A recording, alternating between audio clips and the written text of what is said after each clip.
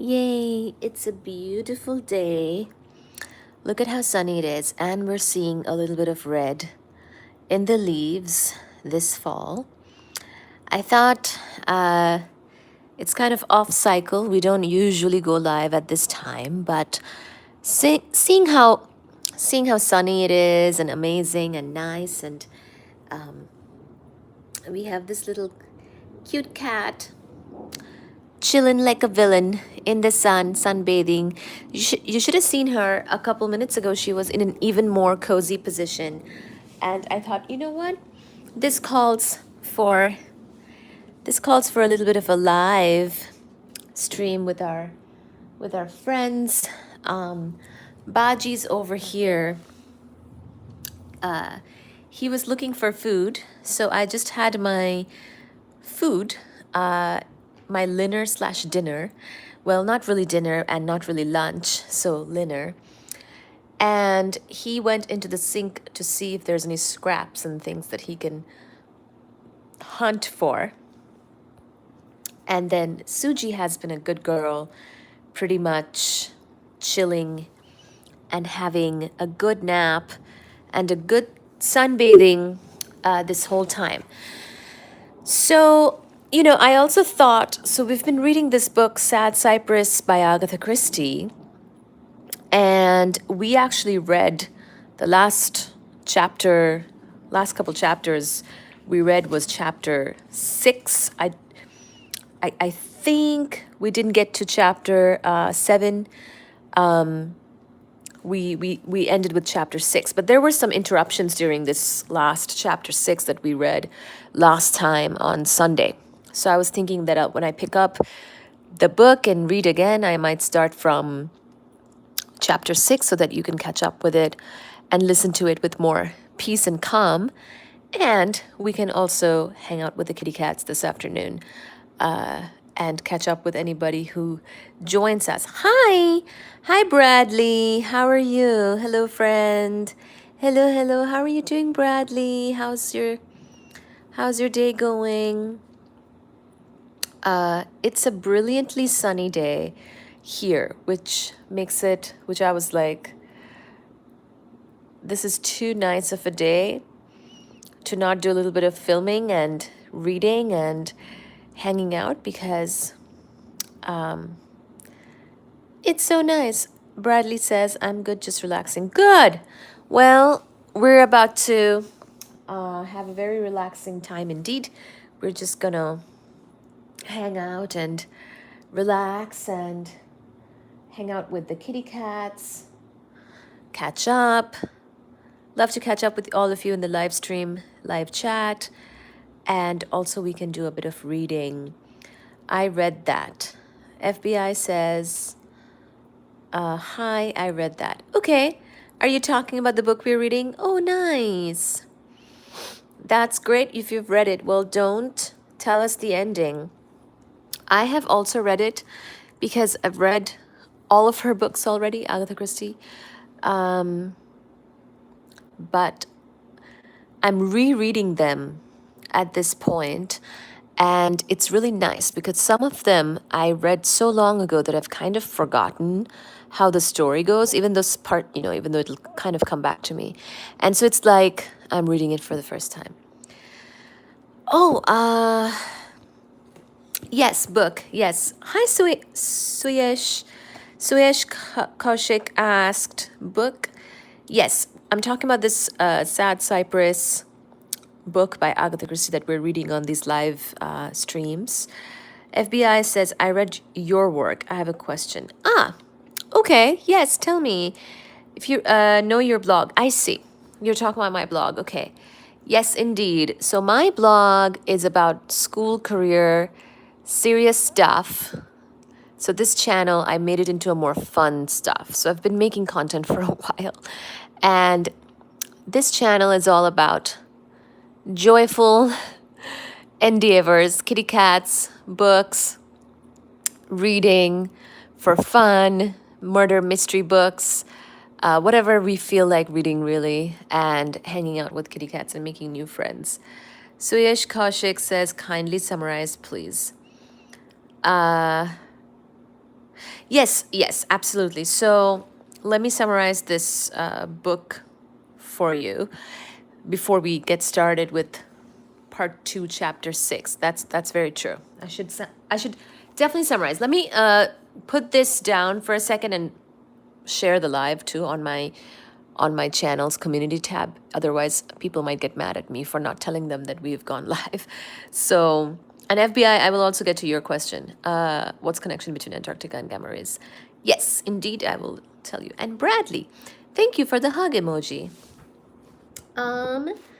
So while I share my live on my community tab, so gamma ray bursts are sources of high energy astrophysical particles. And we went to Antarctica to detect high energy neutrinos through their interaction with the Antarctic ice. So, why I had to go to Antarctica for my research is because we were using this ice as a detection medium for the high energy neutrinos. So, this is kind of in the cross section of particle physics and astrophysics and astronomy and RF, radio frequency waves engineering. So we had this RF detector. Actually, it's kind of like a satellite, but not quite because it doesn't orbit the Earth. We hang this detector, which is almost as big as a small house, from a gigantic balloon, and we launch it. So I was there for the launch and I got the instrument ready for launch. It was a lot of work and a lot of fun, honestly, because it's nice when you build something and it goes to almost space.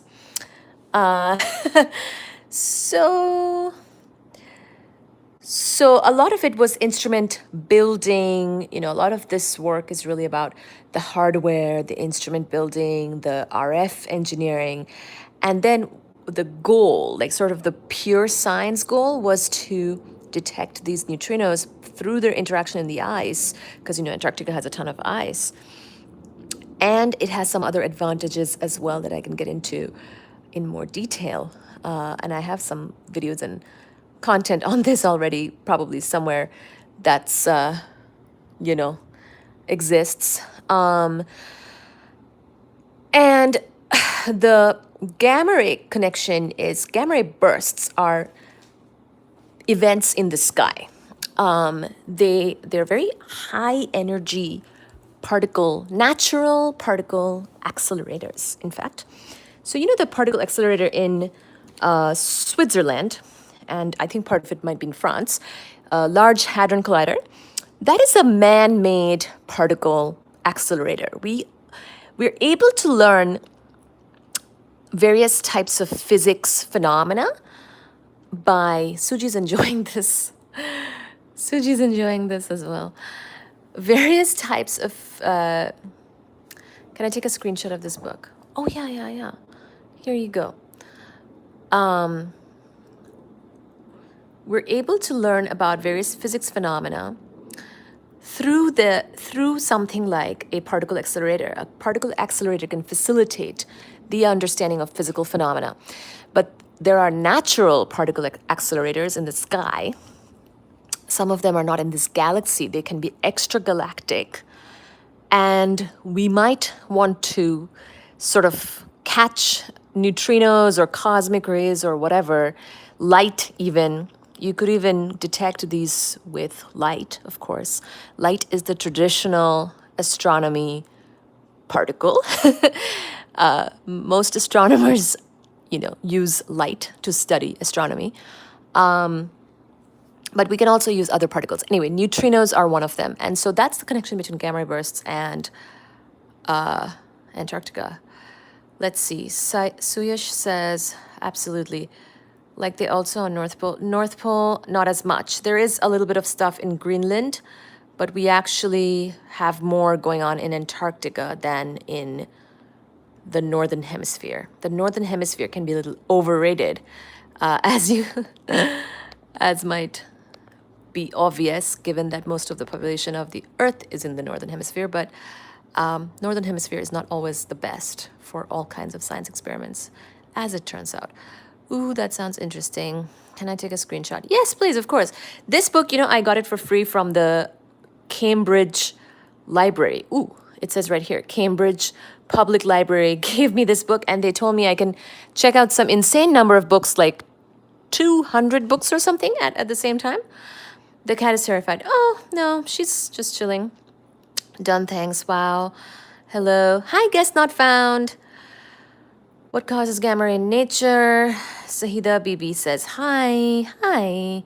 Guest not found. Just got up. Very nice. Okay, so we will actually, so I never shared the live because I got distracted by my own story time of the gamma ray bursts and the Antarctica story.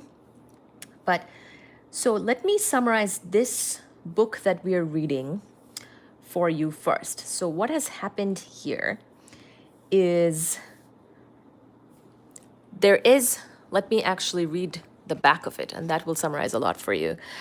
Beautiful young Eleanor Carlyle stood serenely in the dock, accused of the murder of Mary Gerard, her rival in love.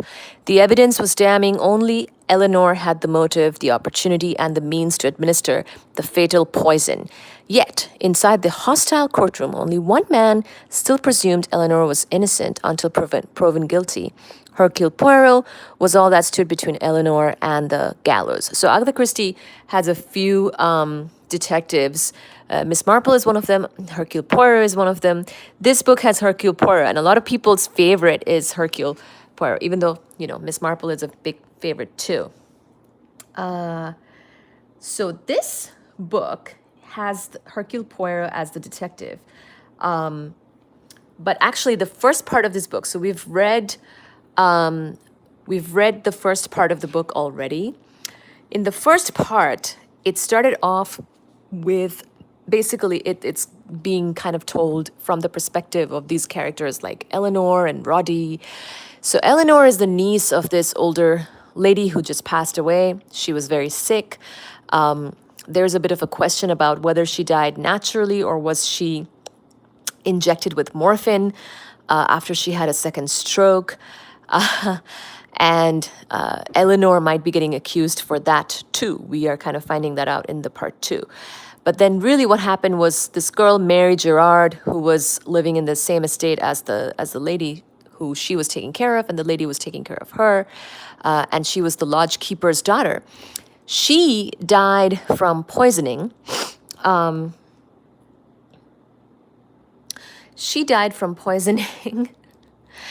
woke him.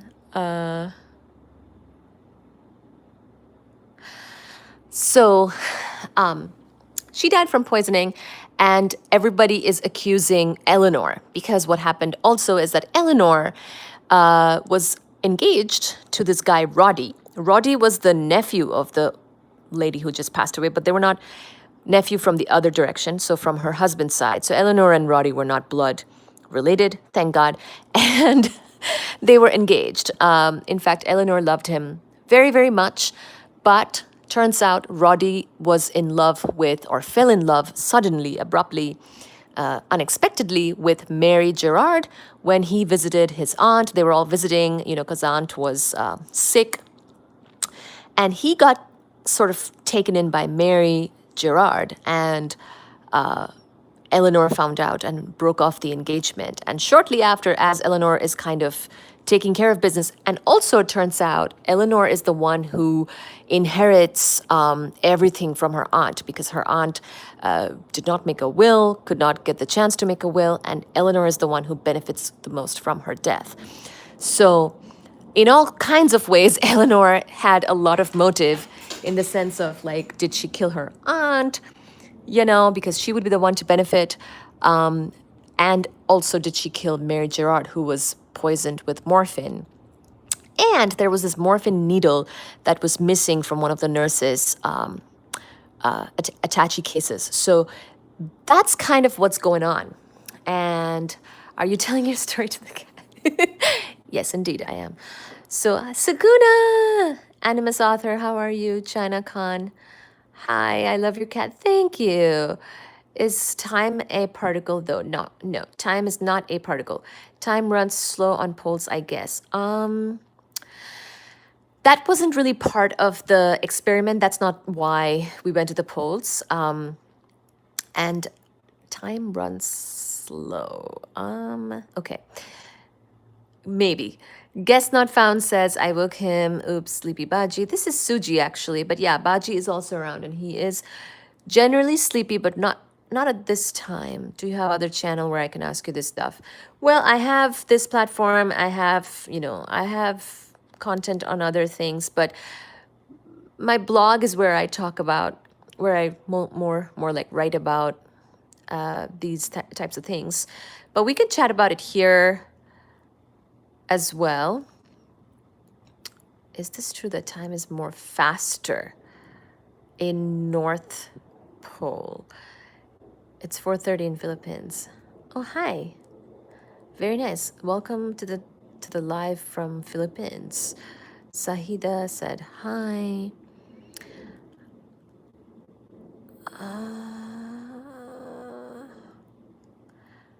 Okay, so about this time question.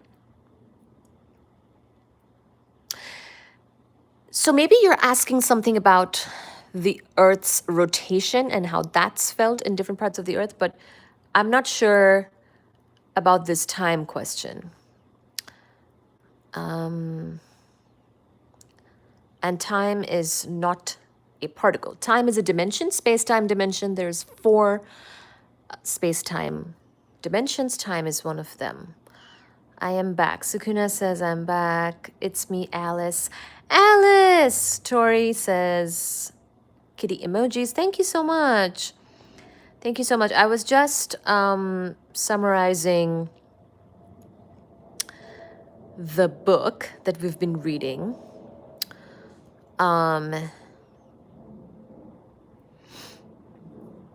But yeah, FBI asked to have other channel. Right now, this is my main YouTube channel. I think we can always catch up here for now. If I want to do a separate one, I can think about that. This is where I'm most active at this time. But you should definitely, FBI, if you're interested in these types of topics, I have more content on this on my blog, howtophd.org. And you should read up on the posts I've made there a while ago about gamma ray bursts and neutrino stuff. And I also have a few books on this, but the books, if you don't want to pay for the books, most of the content is also available for free on howtophd.org. And maybe I'll make a live stream that's more dedicated to physics questions and answers. So that could be something to explore. The time dimension, is we all experiencing this right now? I don't know what you mean. Yes, we do all experience time. Tori, hi Tori. I am back. Are we all experiencing this right now?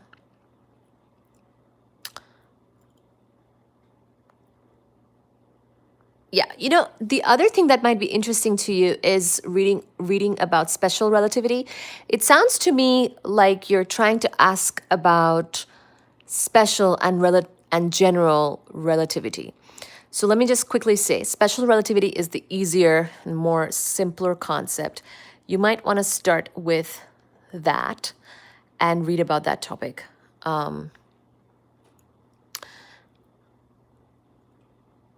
And that might help you with exploring some of these questions that you have. And yeah, so Einstein worked on special relativity first before he developed general relativity for the theory of gravity. And the theory that explains gravitation is general relativity. But special relativity, what the nice thing about that is it goes into all this business about the space-time and light and all of that. So, and the speed of light being the same in all frames of reference. So I think that would be a good topic for you. I will work on creating a live stream separately for physics topics and physics questions, and I can even cover some of these topics in a little bit more detail at that time. So I'll have to create a live stream for that. But for this live stream, I said that I would be reading Sad Cypress, so I will go back to that. So I kind of explained to you what's been kind of going on. So in the first part of the book, we see what happened. The older lady has died, passed away. People don't know. At this point, they're raising the question whether she was poisoned too. And then Mary Gerard, the young girl, has died. And Eleanor is accused of her murder. So in this second part, what we're seeing is Dr. Lord, who was the doctor of the aunt, he has basically asked Poirot to help him to prove Eleanor's innocence, and he wants him to do that whether Eleanor is actually innocent or not. So yeah, so Dr. Lord seems quite desperate for the proving of Eleanor's innocence, and Hercule Poirot has now taken up this case and trying to help, see what he can do. But the evidence against Eleanor, as you know, as has been said here, is pretty damning. So we'll see how well he does. But at this time, Poirot is kind of going around and interviewing various people to learn more about the case. Tori says, "You might remember me from a few days ago." Yes, Tori, of course.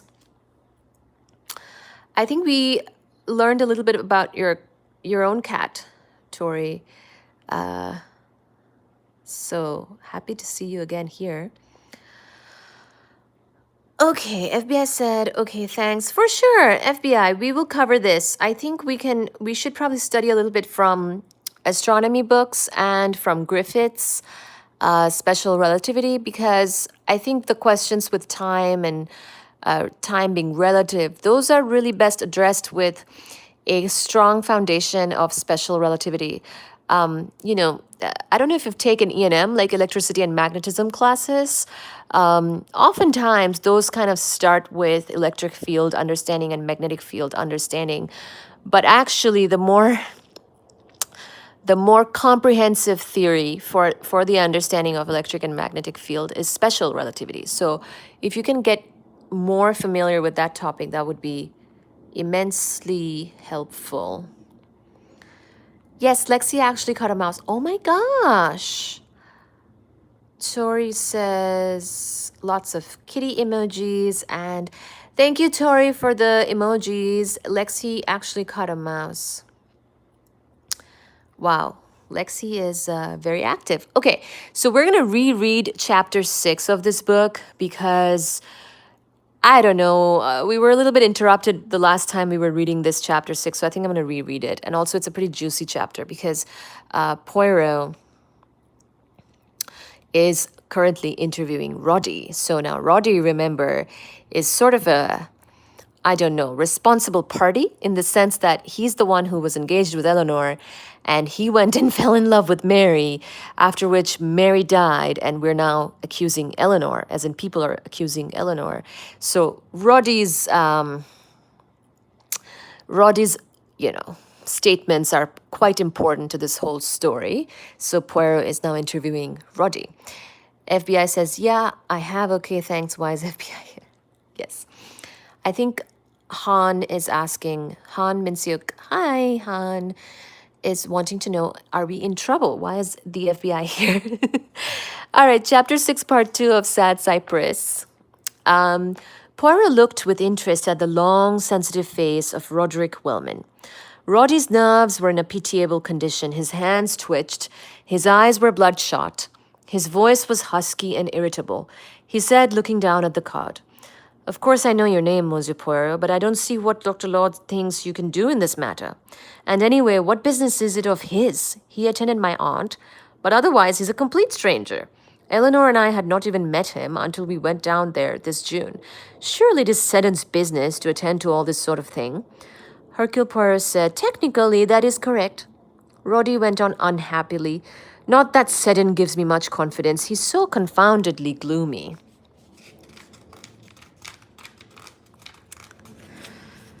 It is a habit of lawyers, Still, said Roddy, cheering up a little, we've briefed Balmer. He's supposed to be pretty well at the top of the tree, isn't he? Hercule Poirot said he has a reputation for leading forlorn hopes. Roddy winced palpably. Poirot said, it does not displease you, I hope, that I should endeavor to be of assistance to Miss Eleanor Carlyle? Question mark. No, no, of course not. But what can I do? Is it that you would ask?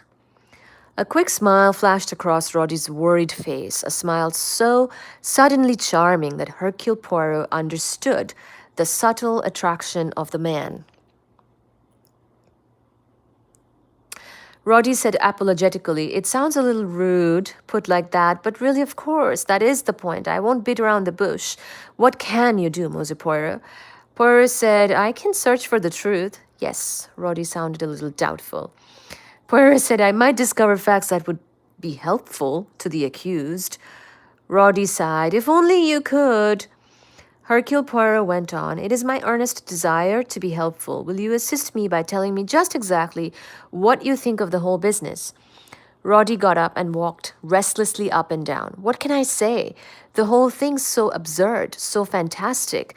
The mere idea of Eleanor, whom I've known since she was a child, actually doing such a melodramatic thing as poisoning someone is quite laughable, of course, but how on earth explain that to a jury?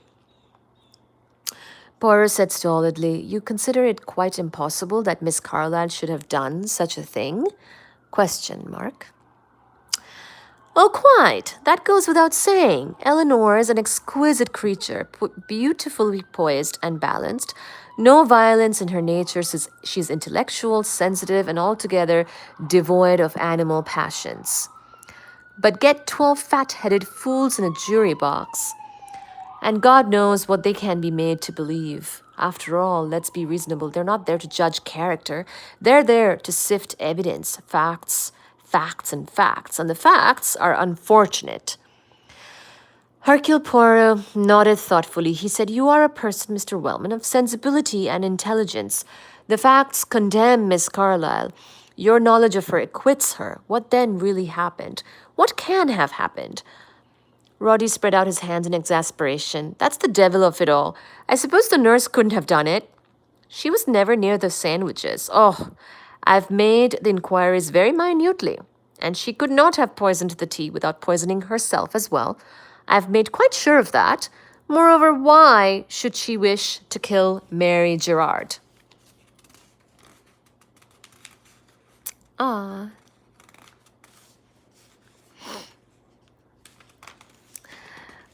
Thank you, hon. Thank you so much.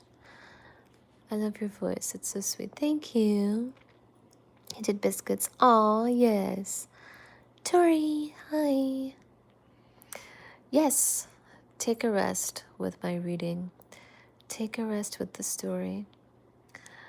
Aw, thank you for being here. Thank you, hon. Roddy cried out, why should anyone wish to kill Mary Gerard? That, said Poirot, seems to be the unanswerable question in this case. No one wished to kill Mary Gerard, he added in his own mind, except Eleanor Carlyle. Therefore, the next step logically would seem to be Mary Gerard was not killed, but that, alas, is not so. She was killed. He added, slightly melodramatically, but she's in her grave, and oh, the difference to me. I beg your pardon, said Roddy. Hercule Poirot explained. Wordsworth, I read him much. Those lines express perhaps what you feel? Aye. Roddy looked stiff and unapproachable. Poirot said, I apologize. I apologize deeply. It is so hard to be a detective and also a Pakka Sahib. As it is so well expressed in your language, there are things that one does not say, but alas, a detective is forced to say them. He must ask questions about people's private affairs, about their feelings. Roddy said, surely all this is quite unnecessary. Poirot said quickly and humbly, if I might just understand the position, then we will pass from the unpleasant subject and not refer to it again. It is fairly widely known, Mr. Wellman, that you admired Mary Gerard. That is, I think, true. Roddy got up and stood by the window. He played with the blind tassel. He said, "Yes. You fell in love with her?" "I suppose so." "Ah, and you are now heartbroken by her death?" I I suppose, well, really, Mose Poirot. He turned, a nervous, irritable, sensitive creature at bay.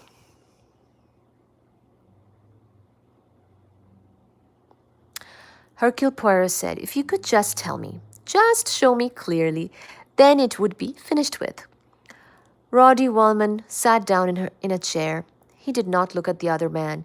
He spoke in a series of jerks. "It's very difficult to explain. Must we go into it?" Poirot said, "One cannot always turn aside and pass by from the unpleasantness of life, Mr. Wellman. You say you suppose you cared for this girl. You're not sure then?" Roddy said, "I don't know. She was so lovely, like a dream. That's what it seems like now, a dream. Not real. All that, my seeing her first, my infatuation for her, a kind of madness. And now everything is finished, gone, as though it had never happened." Poirot nodded his head. He said, "Yes, I understand."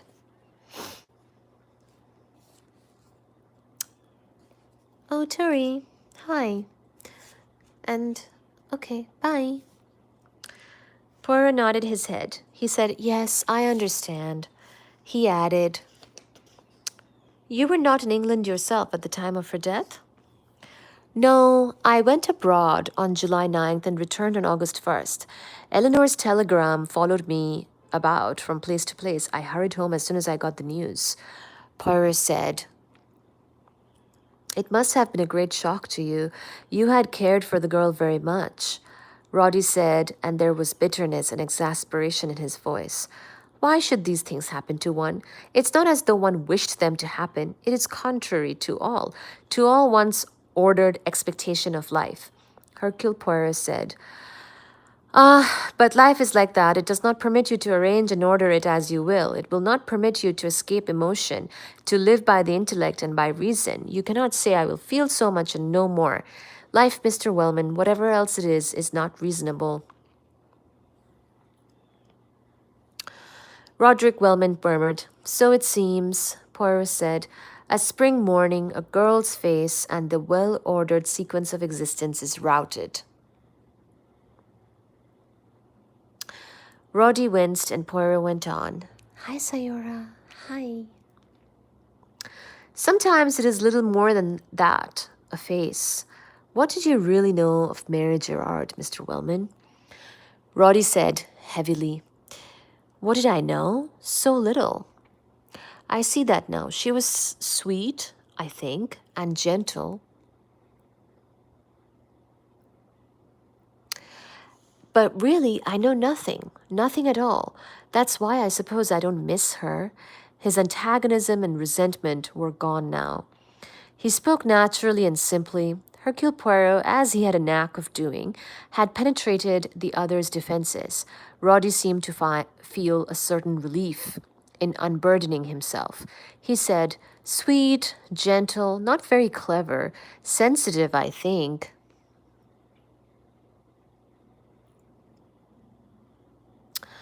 "And kind. She had a refinement that you would not expect to find in a girl of her class." "Was she the kind of girl who would make enemies unconsciously?" Poirot asked. Roddy shook his head vigorously. No. I can't imagine anyone disliking her. Her really disliking her, I mean. Spite is different." Poirot said quickly, "Spite? So there was spite, you think?" Roddy said absently, "Must have been, to account for that letter." Poirot said sharply, "What letter?" Roddy flushed and looked annoyed. He said, "Oh, nothing important." Poirot repeated, "What letter?" "An anonymous letter." He spoke reluctantly. "When did it come? To whom was it written?" Rather unwillingly, Roddy explained. Hercule Poirot murmured, "It is interesting that. Can I see it, this letter?" "Afraid you can't. As a matter of fact, I burned it." "Now, why did you do that, Mr. Wellman?" Roddy said rather stiffly. It seemed the natural thing to do at the time. Poirot said, and in consequence of this letter, you and Miss Carlyle went hurriedly down to Hunterbury? We went down, yes. I don't know about hurriedly, but you were a little uneasy, were you not? Perhaps even a little alarmed? Roddy said even more stiffly, I won't admit that. Hercule Poirot cried, but surely that was only natural, your inheritance. That which was promised to you was in jeopardy. Surely it is natural that you should be unquiet about the matter. Money, it is very important. No, not as important as you make out. Poirot said, such unworldliness is indeed remarkable. Roddy flushed. He said, oh, of course, the money did matter to us. We weren't completely indifferent to it, but our main object was to see my aunt and make sure she was all right. Poirot said, you went down there with Miss Carlyle. At that time, your aunt had not made a will. Shortly afterwards, she had another attack of her illness. She then wished to make a will, but conveniently for Miss Carlyle, perhaps, she dies that night before that will can be made. Look here, what are you hinting at? Roddy's face was wrathful. Poirot answered him like a flash. You have told me, Mr. Wellman, as regards the death of Mary Gerard, that the motive attributed to Eleanor Carlyle is absurd, that she was emphatically not that kind of a person. But there is now another interpretation. Eleanor Carlyle had reason to fear that she might be disinherited in favor of an outsider. The letter has warned her. Her aunt's broken murmurings confirm that fear. In the hall below is an attache case with various drugs and medical supplies. It is easy to abstract a tube of morphine. And afterwards, so I've learned, she sits in the sick room alone with her aunt while you and the nurses are at dinner. Roddy cried, good God, Mosey Poirot, why are you suggesting now that Eleanor killed Aunt Laura? Of all the ridiculous ideas. Poirot said, but do you know that an order to exhume Mrs. Wellman's body has been applied for? Yes, I know, but they won't find anything. Suppose they do. They won't, Roddy said positively. Poirot shook his head. I'm not so sure. And there was only one person, you realize, who would benefit by Mrs. Wellman's dying at that moment.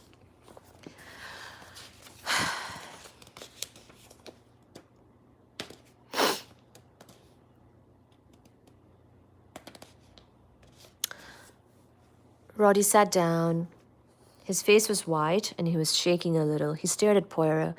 Then he said, I thought you were on her side. Hercule Poirot said, whatever side one is on, one must face facts. I think, Mr. Wellman, that you have so far preferred in life to avoid facing an awkward truth whenever it is possible. Roddy said, why harrow oneself by looking on the worst side? Hercule Poirot replied gravely, because it is something necessary. He paused a minute and then said, let us face the possibility that your aunt's death may be found to be due to the administration of morphine. What then? Roddy shook his head helplessly. I don't know, but you must try to think. Who could have given it to her? You must admit that Eleanor Carlyle had the best opportunity to do so. What about the nurses? Either of them could have done so, certainly, but Nurse Hopkins was concerned about the disappearance of the tube at the time and mentioned it openly. There was no need for her to do so. The death certificate had been signed.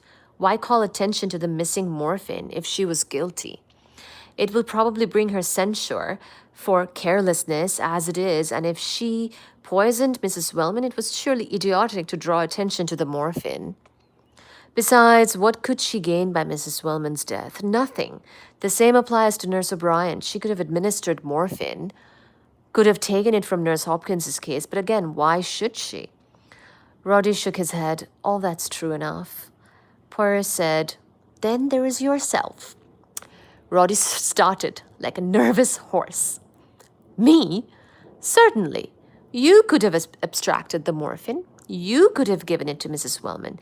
You were alone with her for a short period that night. But again, why should you? If she lived to make a will, it is at least probable that you would have been mentioned in it. So again, you see, there is no motive. Only two people had a motive. Roddy's eyes brightened. Two people? Yes. One was Eleanor Carlyle. And the other? Poirot said slowly, the other was the writer of that anonymous letter. Roddy looked incredulous. Poirot said, somebody wrote that letter. Somebody who hated Mary Gerard, or at least disliked her. Somebody who was, as they say, on your side. Somebody, that is, who did not want Mary Gerard to benefit at Mrs. Wellman's death. Now, have you any idea, Mr. Wellman, who the writer of that letter could be? Roddy shook his head. I have no idea at all. It was an illiterate letter. Misspelt, cheap-looking. Poirot waved a hand. There is nothing much to that. It might easily have been written by an educated person who chose to disguise the fact. That is why I wish you had the letter still. People who try to write in an uneducated manner usually give themselves away. Roddy said thoughtfully, Eleanor and I thought it might be one of the servants. Had you any idea which one of them? No idea whatsoever. Could it, do you think, have been Mrs. Bishop, the housekeeper? Roddy looked shocked. Oh, no, she's a most respectable, high and mighty creature. Writes beautifully involved in ornate letters with long words in them. Besides, I'm sure she would never. As he hesitated, Poirot cut in.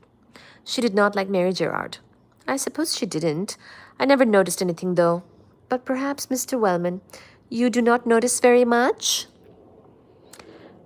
Roddy said slowly, you don't think, Mosey Poirot, that my aunt could have taken that morphine herself? Poirot said slowly, it is an idea, yes. Roddy said she hated her. Her helplessness, often said she wished she could die. Poirot said, but then she could not have risen from her bed, gone downstairs and helped herself to the tube of morphine from the nurse's case. Roddy said slowly, no, but somebody could have got it for her. Who? Well, one of the nurses. No, neither of the nurses. They would understand the danger to themselves far too well. The nurses are the last people to suspect. Then somebody else. He started, opened his mouth, shut it again. Poirot said quietly, you've remembered something, have you not? Roddy said doubtfully, yes, but you wonder if you ought to tell me? Well, yes, Poirot said, a curious smile tilting the corners of his mouth.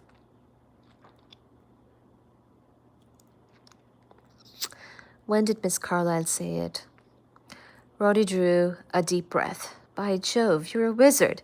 It was in the train coming down. We'd had the telegram, saying Aunt Laura had had another stroke. Eleanor said how terribly sorry she was for her, how the poor dear hated being ill, and that now she would be more helpless still, and that it would be absolute hell for her. Eleanor said, one does feel that people ought to be set free if they themselves really want it. And you said, what? I agreed. Poirot spoke very gravely. Just now, Mr. Wellman, you scouted the possibility of Miss Carlyle having killed your aunt for monetary gain. Do you also scout the possibility that she may have killed Mrs. Wellman out of compassion? Roddy said, I know. No, I can't. Hercule Poirot bowed his head. He said, yeah, I thought I was sure that you would say that. Okay, so that was chapter 6 of this part 2. We will do chapter 7 next. And let me read your comments. I think Tori said she had to go. FBI, are you watching on the cat? Asked Han. FBI, don't cry. I wasn't trying to be mean. Yeah, he stole many hearts. That's why I'm watching him. Oh, that's a nice comment, FBI. I'm asleep with this tail. Hope you get it back soon. Lexi's in my room.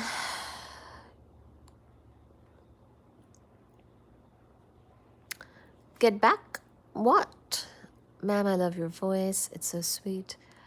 Thank you. I'm leaving this live stream. Tori, bye. See you next time, Tori. Sayora said, honey, so much. Show your diet. Not sure I follow that. Show my diet? Show our diet? As in the kitty cat's diet? I could do that. Yes, for sure. I could do that on one of my lives. FBI said, Tori, bye. Bye, Tori. See you next time. Unless you're here right now. It's always lovely to have you. Lovely to have everybody. I'm going to take a quick water break. Sorry. And then we will continue chapter 7 of this part 2 of Sad Cypress, Agatha Christie book. So don't go anywhere. I'll be right back. Thank you for joining. Ooh, and let me show you Baji real quick. he's in a cute pose right now. Well, he's always in a cute pose, but he is taking a little nap. He's taking a little nap. Oh, Baji. Okay. You stay right here. I'll be right back.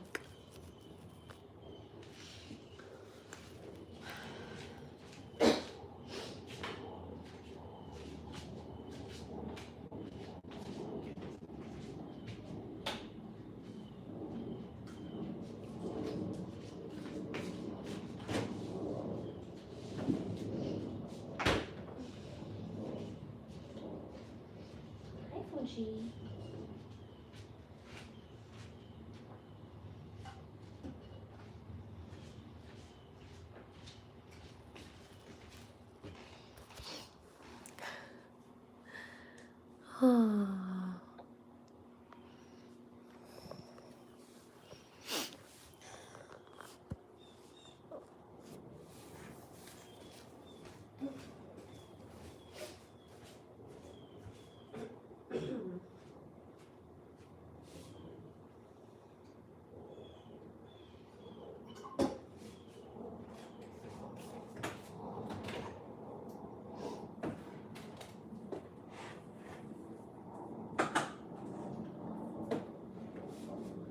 So G followed me to the kitchen. We're right here, but these kitty cats follow me. So that might be why you can't see her. Just a second, but we'll be back.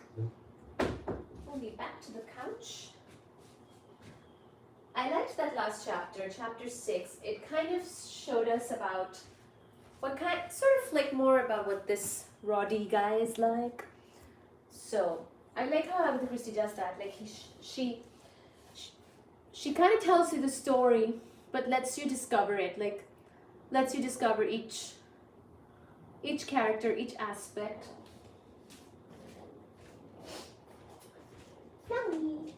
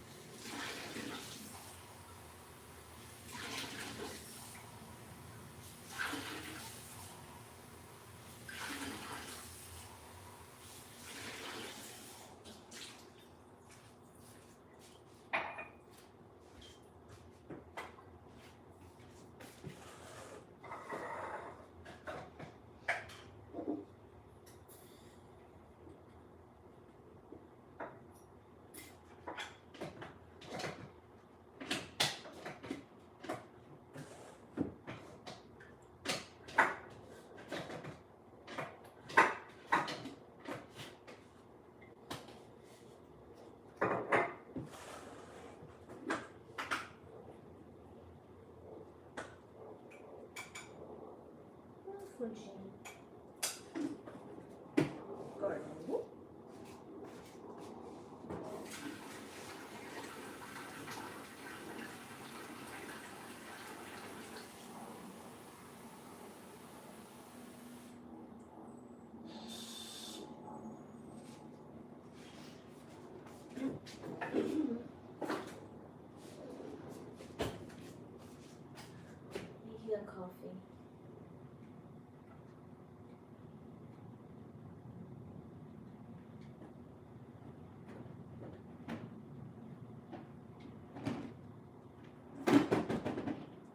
Fuji.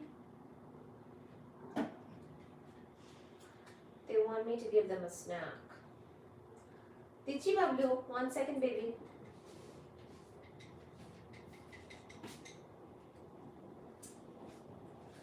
One second, Fuji. 1 second.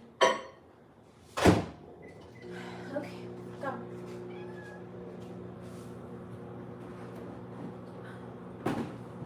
These are old.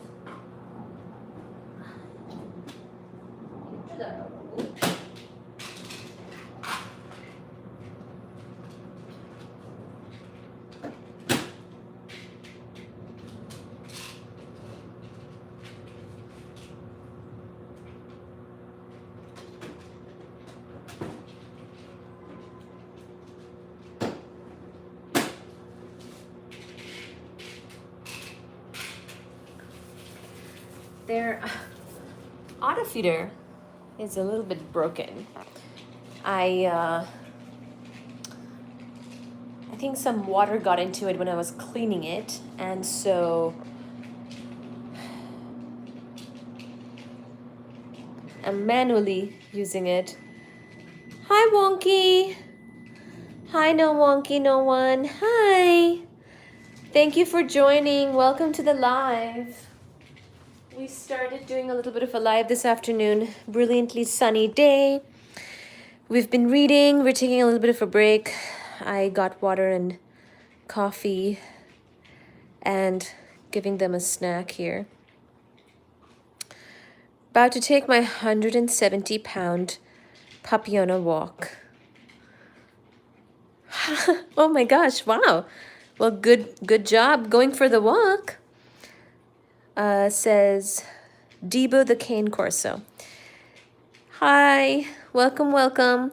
Well, maybe you can take us on the walk with you. Puppy, you, phone, us, story time, kitty cats, everyone on a walk together. Did you, 170-pound puppy, do you mean 70-pound puppy? Either way, a pupper's a pupper. A little baby boy or a baby girl. Baby puppy. Why not? So I just gave them their snack. I'm gonna get my coffee out and we'll get back to the story. We just finished chapter 6 of that book. We're reading Sad Cypress, and these kitty cats have been behaving. So they're eating science diets, chicken recipe food. It's a dry food. They also eat wet food. They just had their wet food for lunch. I'll show you an example of their wet food. So this is one example. Science Diet is the brand. They make both dry and wet food. So that's what they eat. They eat all kinds of foods though, like all different brands. So they had their lunch. This is like a snack. Or they had their, breakfast, lunch, whatever. They have multiple meals throughout the day. Small amounts of food throughout the day. That's kind of how kitty cats eat. Suji! Suji! Are you going to play? Sometimes Suji, after a meal, starts to like get zoomies and runs throughout the house and hunts. Sometimes she'll chase after her brothers, one of them or two of them, or they all chase each other. Sometimes, all the time, she wins because she can go very high up. Oh, are you seeing my hair tie? Yes, I do like orange, the color. She can go all the way up to the ceiling. In fact, when she runs and when she's doing her zoomies, she can run at a very high speed. Oh yes, that's right. I forgot that my toenails are orange right now. Yes. Yeah, I picked orange the last time I got a pedicure because I haven't done orange in a while, but orange is not necessarily my favorite color. My favorite colors are pink and black in general. No, the pedi, no, it's been, I've had these orange toenails for a while now. Pedicures last forever, so it's been at least a couple weeks that I've had these nails. Hi, Fuji Babu. Hi, Suji Mama. Hi, Baji. Hi, Baji. Hi, Suji. Hi, Teddy. Here's a teddy bear from London. When I went to London, I got him. But then, these are the bebas. These are the babas. Oh, Suji, what is that noise? She's hearing something and she's becoming vigilant. Rosie. Hi, Rosie is an adorable cannibal. How are you? And how's the walk going, Debo? No wonky. Hi. Hi, Lily. Hi, Lily. You got scholarship. Are you asking about my physics PhD? Then yes. I don't have a scholarship right now. I wish. Can I get a scholarship? Right now, please, God. Thank you. But yes, in graduate school, I had a full tuition and stipend scholarship. But I had to teach. I taught a lot of classes. PhD, you must be an Indian. I am. Wow. Okay. Hi, Mike. Mike says, PhD, you must be Indian. Well, indeed I am. So cute. Hi, Lily. Thank you so much. Thank you. For the pure sciences FBI, since you were asking about the scholarship, for pure science PhDs like chemistry, PhD, physics, biochemistry, chemical engineering, it's generally, they do offer tuition, like a full tuition, scholarship and also a stipend. Generally, people would not want to pay to go to grad school because grad school is a lot of work. At the point of grad school, you're kind of like working full time, if not more, but they pay you sort of a stipend that is probably reflective of only a part-time level of work. But really, you're working a lot. So did you get TA? Yes. So I had to TA teaching assistantships. So in graduate school, you can have basically funding through a few different channels. You can have a teaching assistantship. So you teach classes or you help teach classes and you get money for that.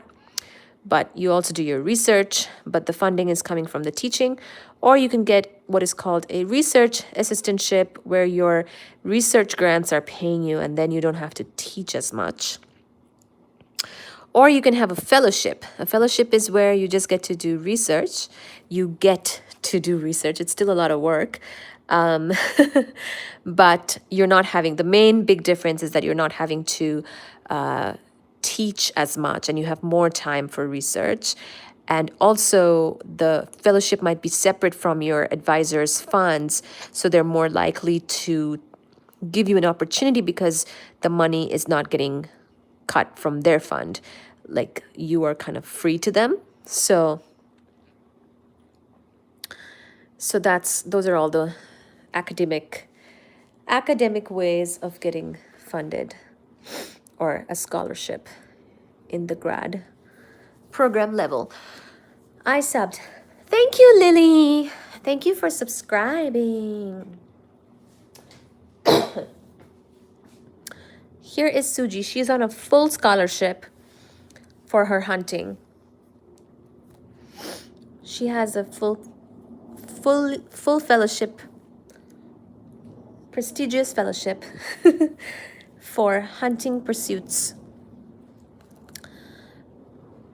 Enjoy hanging out and chatting.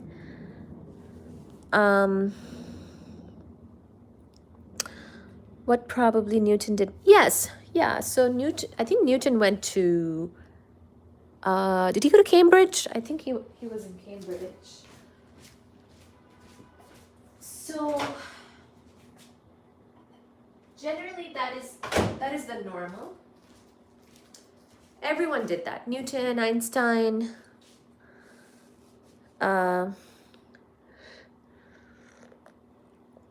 They all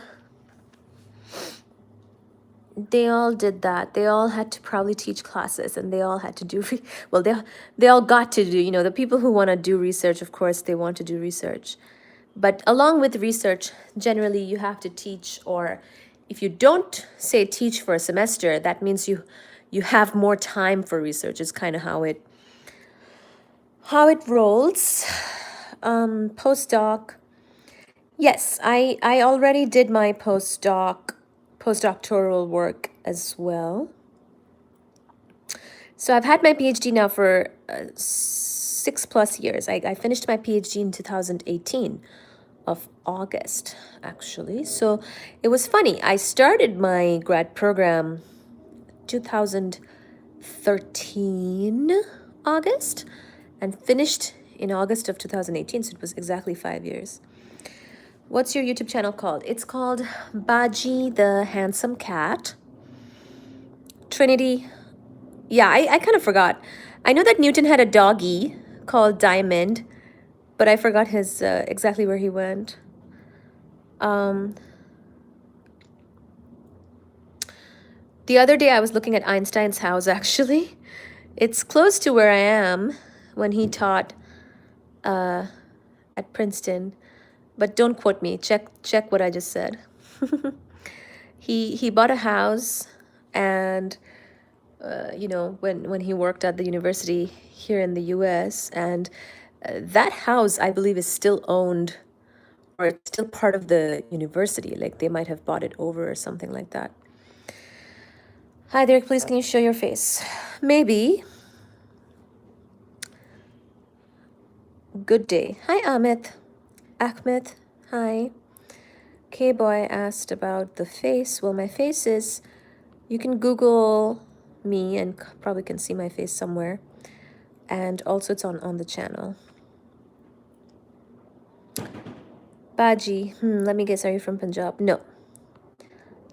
Not from Punjab, but Mike, keep guessing. I'm interested to see what you come up with. Fuji, no Fuji, Karana Babu. Not from Punjab.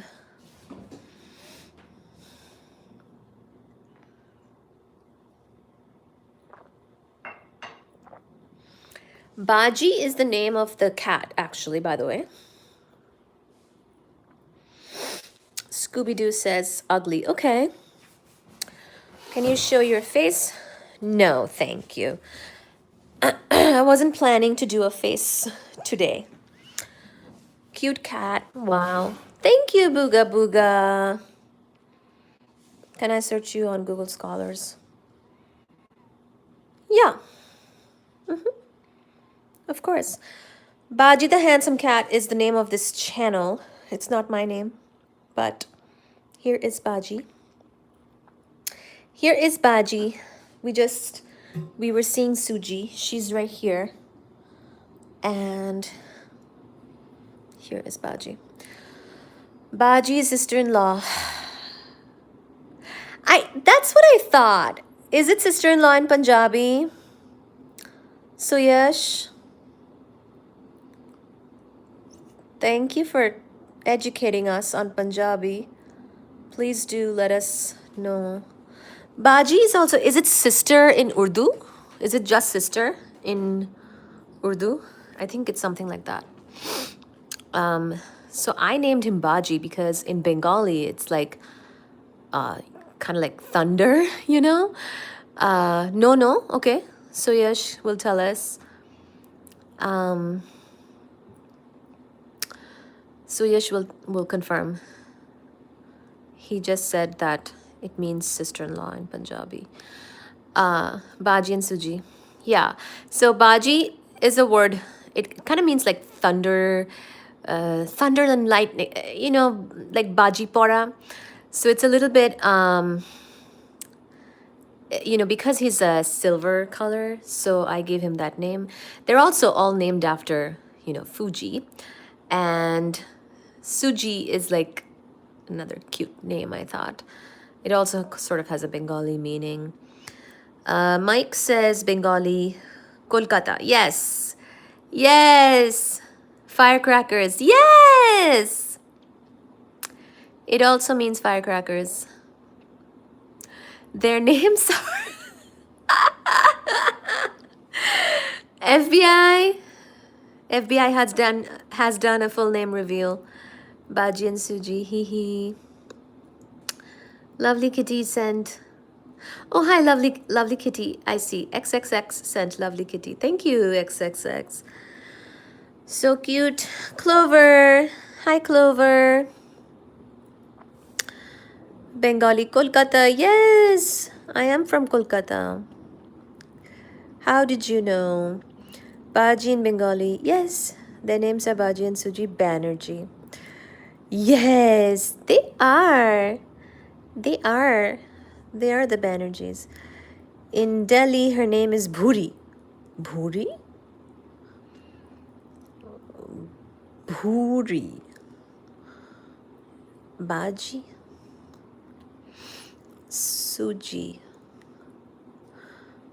In Delhi, her name is Bhuri. What do you mean? What are you saying, Suyash? Are you telling us we have a belly? In Bengali, Bhuri means you have a belly. Are you calling us fat? Which is fine. Fat is fine. Clover says hi. Suyash sent a ton of emojis that are laughing. I'm glad you're laughing at us, Suyash. Okay. It's just a color of cat. Aww. Unimpressed, yes. Oh, slay cat. Hi, Sydney. Hi, Sydney. How are you? Booga booga. Baji looks unimpressed. Well, he's a little sleepy right now because well, this one's a he. He's not pregnant. He's sleepy because he didn't get much sleep this afternoon because he was busy looking for food from mom, from me. This is the desi name. Okay, good to learn. That cat isn't fat. She's probably no. They're not pregnant. They're not pregnant. They're not able to have children. How are you doing? Good, Sydney. Thank you for joining. Clover says, I love him. Baji's so cute. Thank you, Clover. He is. He's a cutie pie. Can we be able to see you? Maybe. Maybe. I'll do something at some point. He's so beautiful. He's so beautiful. Thank you, Rosie. You can see me. There are videos that I appear in. And there's probably some pictures of me somewhere. People pay so much for cats. Aw! Booga booga. Thank you. We're trying. You should definitely come back when we have Super Chat enabled. I don't think YouTube has made that available for me yet. He's a sleepy cat. Oh gosh. No, Fuji. Look at what Fuji's doing. He's getting into so much trouble. He's putting... Oh my god. Fuji babu. No korana babu. Hey baba. Fuji? Fuji? He was about to drop everything. Oh my god. Are you serious right now, Fuji? Are you serious?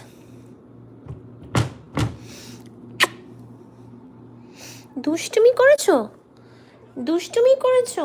বেশ করেছো। বেশ করেছো। দুষ্টু ছেলে তো। ভীষণ দুষ্টু। Oh my god. Fuji was about to give us a shock. wanted to shake things up, a shook shack shook. A shake shack shook. Fuji was about to give us a shake shack shook by dropping all the coffee, the tea, the milk. He just wanted to drop everything off of the counter because he felt like it. You remember me, Marisa? They just got food, Mike. They just got food. He should not be hungry right now. He's not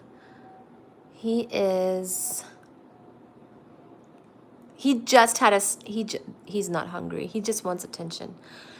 Ektu attention, chai. Ektu attention.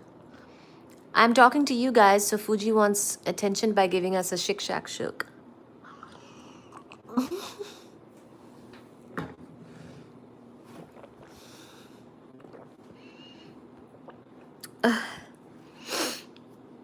Did you move to the...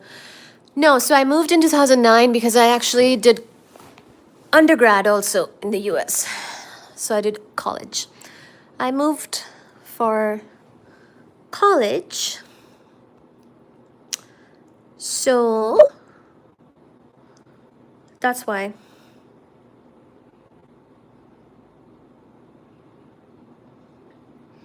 Sydney says, uh-oh. Marisa, of course. Of course I remember you. How have you been? I don't think I saw you at my last few live streams. You must come back, Marisa. Kitties, yes. Fuji Babu is looking for khete dao. Khete dewa hoyeche. বেশি খেলে না তাড়াতাড়ি খেলে বমি হয়ে যায় but বেচারা Fuji বাবু একটু দুষ্টুমি করছে একটু দুষ্টুমি Kitties, Sydney, still Hibbert. Thank you for the emojis. He's awake now. Baji! This is the Baji hold the phone pose. Hold the phone.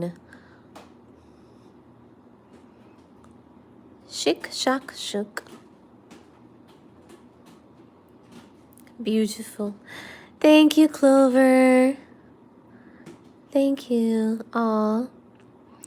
How is the Durga Puja celebration in US? It's good.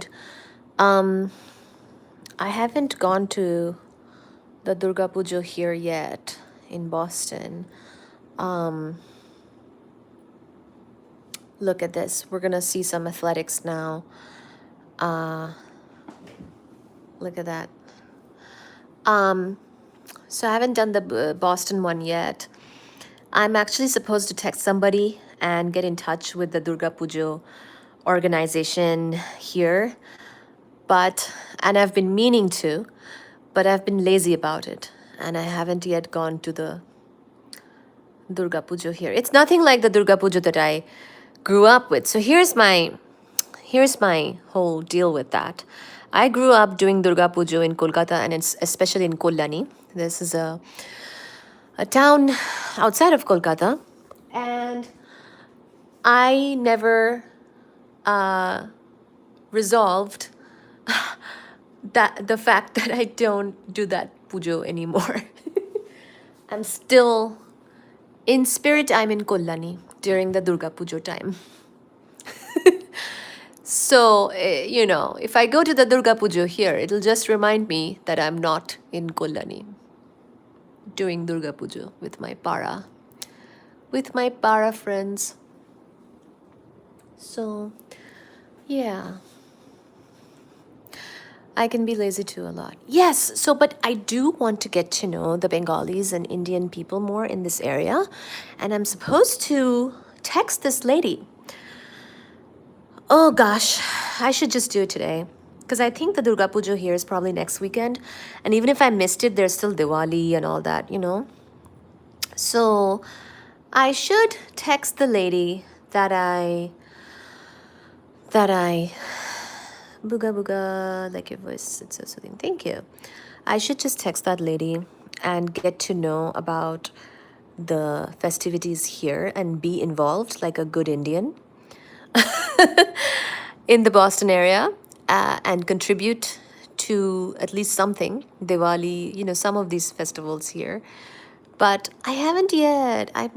I'll have to reach out to her, be like, hey, this is me, and I got your number from this guy at work, and um, this guy is not a Bengali, but he realized I'm a Bengali, and um, I'm from Kolkata, but my grandmother used to live in Kolani, so we used to go there every Durga Puja, especially me, because I loved the Durga Puja that was in Kolani.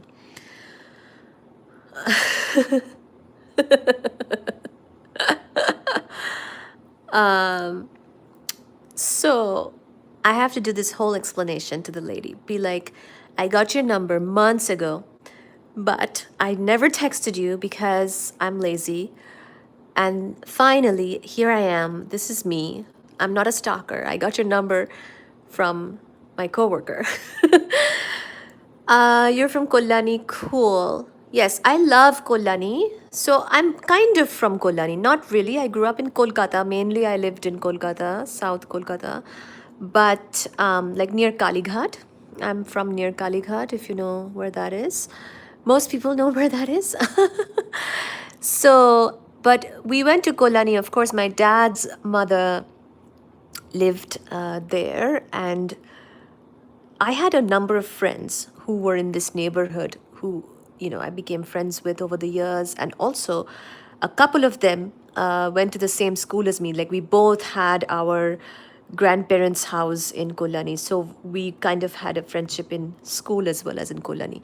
But the Kolani friends are a very strong group of friends. Like, we had just the time of our lives there, especially during the puja days. So, like festivals, festival days. So, oh gosh, it's nothing like that, nothing like that anywhere else in the world. She's so kind. I am back. Lily, I like your voice. It's so soothing. Thank you, Booga Booga. Thank you for enjoying the kitty cats with my voiceover. That's kind of like the point. That's what I realized, is that some people like my voice, even some in addition to kitty cats. They like my voice, but also people. She's so kind and keeps on saying thank you to everyone. But nobody says, oh, so thank you. Thank you, Sydney. You're from Kolani. I watch your vids a lot. Thank you, Clover. Thank you so much. Lily says I subbed. Oh, good. Lily. Love that profile picture, Lily. And I'm glad you're here. Welcome to the multi-kitty family.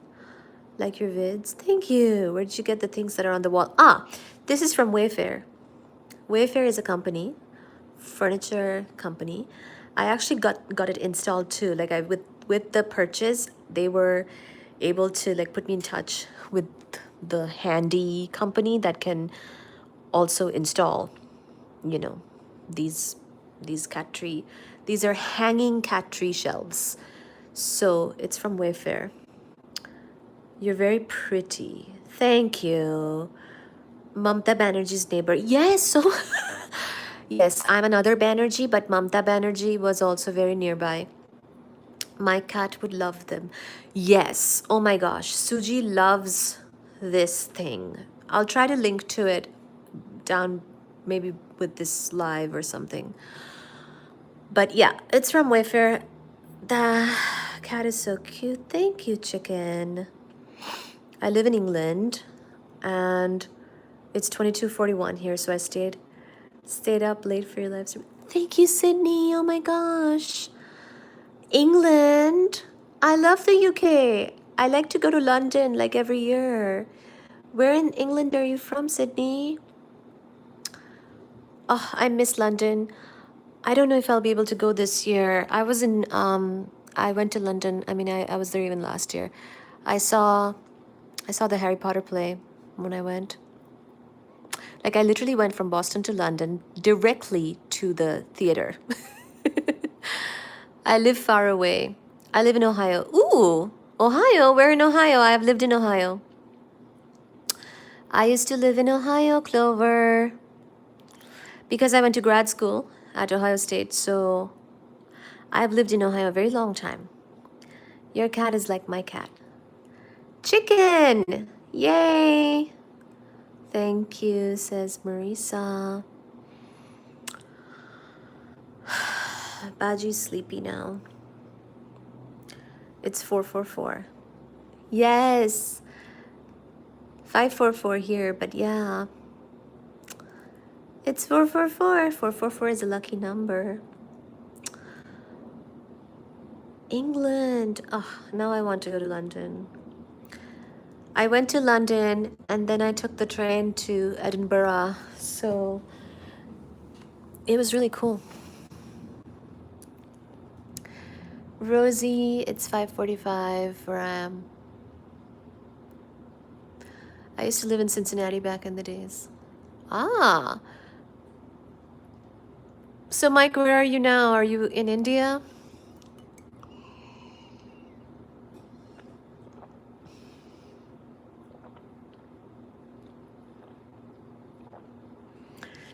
It's about to snow up here. Really? In Ohio? Oh my gosh.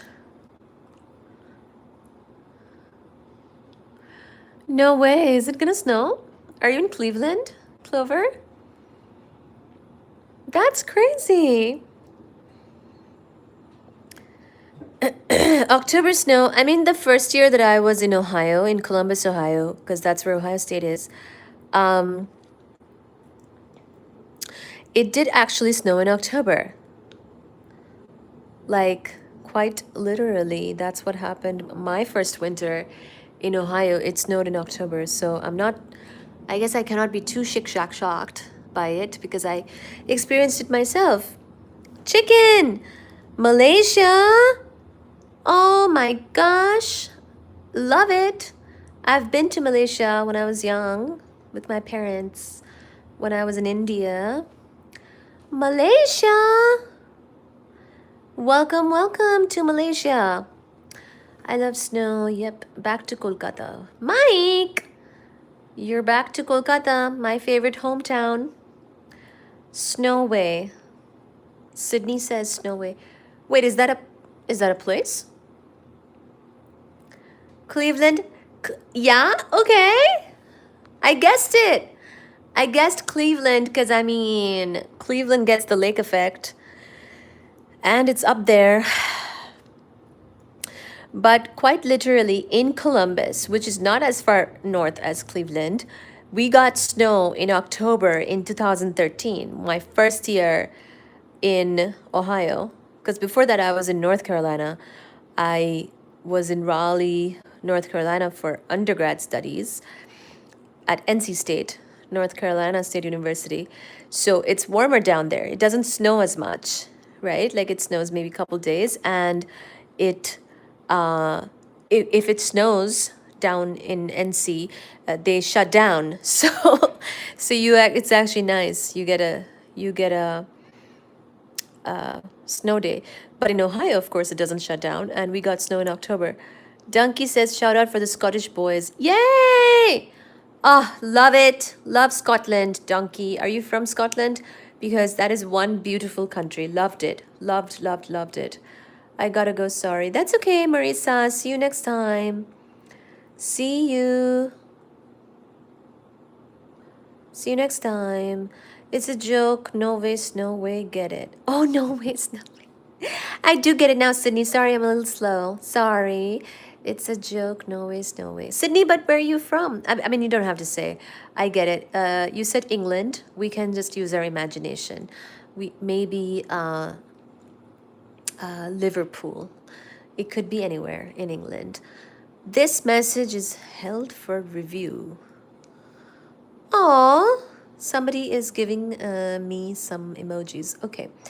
Donkey says, yay. Yup. Oh, Donkey. Scotland.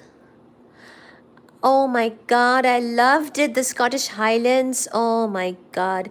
I made so many reels about it. So I went to Scotland last year for my birthday. Because my birthday, by the way, guys, my birthday is this month. So exactly a year ago in October, I went to Scotland. And gosh, it's so beautiful. The Scottish Highlands, the views, the castles. Oh my gosh. Have you ever visited India? Of course. I mean, I'm from India. I was born in India and I was there until high school. Um, I have been in India, yes, indeed. But you know what? I definitely need to visit India more. So, indeed, I need to visit India more. I'm one of those Indians who have never been to, for example, Kashmir. Shame on us! But also, it's been so difficult. Like, can't really go there very easily. I live around Croydon. Ah, Croydon. Oh, I love the kitty cat. Johnny, hi. Hi, Johnny. Croydon. Oh my gosh. Today's your birthday? October birthday. Happy birthday, chicken. Happy birthday. Everyone say happy birthday to chicken. It's October 8th. My birthday's soon. My birthday's coming up. I can't believe we share a birthday month. I've been to South Carolina. Very nice. Yeah, South Carolina has good beaches. Good time. Where are you from in India and what have you explored?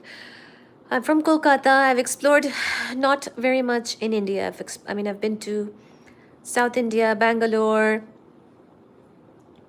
Mysore Palace, Golconda, Fort, I don't know, the Himalayas, Darjeeling, Shiliguri, Himachal, Shimla, I don't know. Being from Kolkata, never been to Darjeeling. Who, you or me? I've been to Darjeeling, Mike. Don't tell me that. You've never been to Darjeeling? What are you saying, Mike? This is a joke. Or are you saying I haven't? Don't accuse me of that. সবাই আমাকে ছেড়ে দেবে দার্জিলিং না গেলে happy birthday chicken happy birthday my birthday is October 3rd. Wow, happy belated birthday. Sydney, happy belated birthday, October 3rd. Have you ever visited North India? Yeah. So Delhi, Jaipur, Agra, Taj Mahal, obviously. But you know what? Where I've not actually seen the Red Fort, as in gone inside when I was in Delhi. Himachal, Shimla. I may have been to. Have I been to Dehradun? I don't know. I need to go to like even more north, Suyash. Give me some recommendations. Thank you so much, Rosie. Yes, chicken, happy birthday. Ami ekhono jaini Darjeeling. It's a shame, I know. Acha, okay. I thought you were saying I haven't been. Okay, because I have been, but I was very young. I need to go again. Suyash says my wife is in Red Fort. Oh. Your wife she lives close to Red Fort? আমি এখনো যাইনি দার্জিলিং তো যান না এখন তাহলে এখন যান করে নিন আমার মনে হয় March. I think March is a good time, although don't quote me. I mean, you figure it out. Himalayan trip. Darjeeling, I mean, there were a few spots. Honestly, Darjeeling is worth going for me too, because I've been as a kid and it's not the same. I've only experienced India as a kid and it's not the same as an adult. So I've spent very little time there as an adult, just a few days of trips here and there, like maybe along with, when I was visiting my family, like in between like breaks and stuff like that.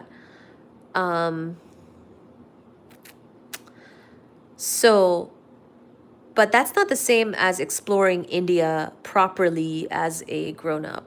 So honestly, I've probably not done as much exploration as I could.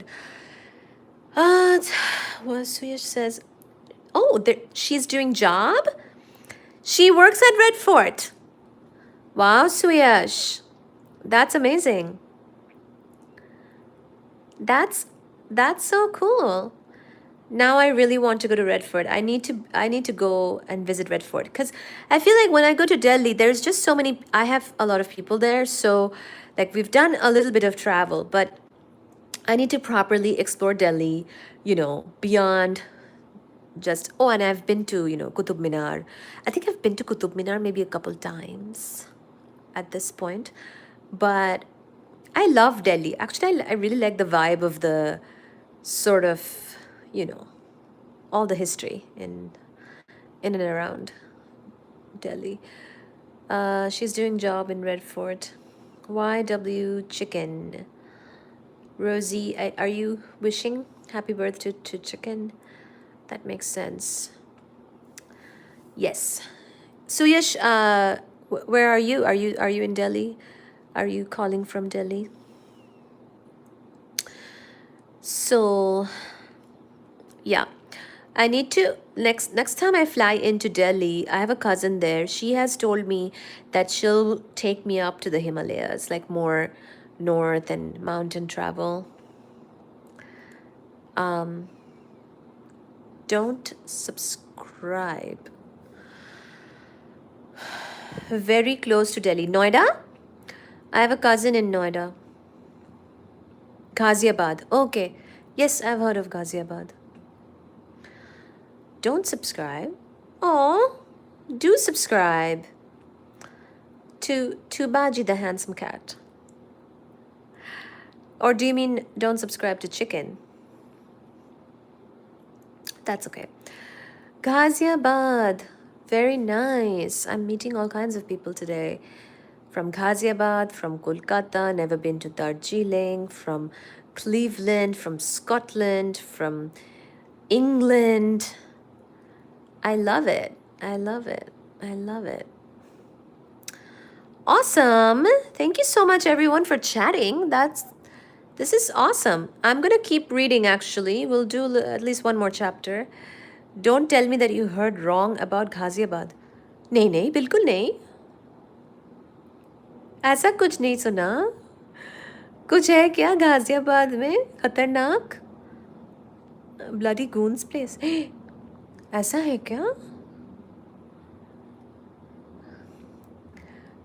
Don't tell me you heard wrong. नहीं ऐसा कुछ भी नहीं सुना. I'm from Tennessee. Tennessee! Oh, I hope you're good in Tennessee. Tennessee got some damage from the storm, right? Rosie, I'm so sorry. Hopefully everyone is okay. Oh, we had a horrible hurricane here in the US and lots of places have been affected. I accidentally clicked off, but I am back. Okay, thank you, Sydney. There is a movie about Ghaziabad. Must watch. Okay. Oh yeah. I think is it on Netflix, Suyash? I'll check it out. Actually, that's a good thing. If I have not seen it, then I want to see it. Zilla Ghaziabad? Okay. Is that the name of the movie? Okay. Maybe he's referring to Naughty Ghaziabad meme. Oh, I don't know about that. Shab Naughty 40 Janina, I don't know. Yeah, I did, but everyone is doing just fine. Yeah, it did, but everyone is doing just fine. Good! Rosie, thank you. I'm so glad everyone is doing fine. I think the US is on a recovery, hopefully, from this storm. Samajh nahi aayegi. Yeah, I don't know. I don't know what he means. I have no idea. I'm not a big, I don't know memes too much. Maybe there's something. Ghaziabad. So, Suyash, is it on Netflix, this movie? Because I'm pretty sure I have not seen it. So I want to. Tennessee is a beautiful country. Yes. Tennessee. I was in Tennessee this year. I only took like 1 week off this summer/year. And we were in with my family actually, and we went to parts of Tennessee and North Carolina. So I I've been there. Ooh, and I'm supposed to go there again for a wedding, but I'm not sure if I'll make it. Tennessee. Yes, that's right. Nashville. Nashville is in Tennessee, right? My brain is had to pause. But I'm supposed to be in Tennessee again, actually, this year. But this month is my birthday month. So I'm gonna do a live even on my birthday, I think. It'll be fun. Baji? Look at Baji. He's doing his kindly don't see it. Which one? The movie or the meme? Kindly don't see it?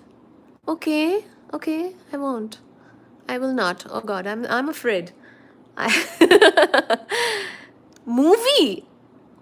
Okay, fine. Okay, I will not. The movie is danger hai kya? Are baap re baap. I will not see it then. Oh god.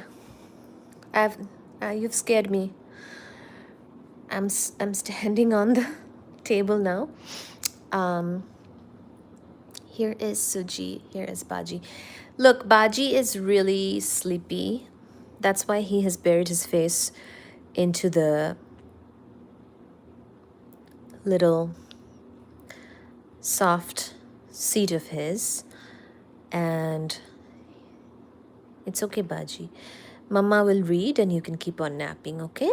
Mama will not disturb you. Yes. This one's a boy. This one's a little boy cat. And that one's a little girl cat. Suji. This one's Baji. That one's Suji. ऐसा भी नहीं है. अच्छा. तो थोड़ा बहुत dangerous है. Libra as well. Sydney, yes, I know. You said your birthday was October 3rd, right? So definitely we are Libras.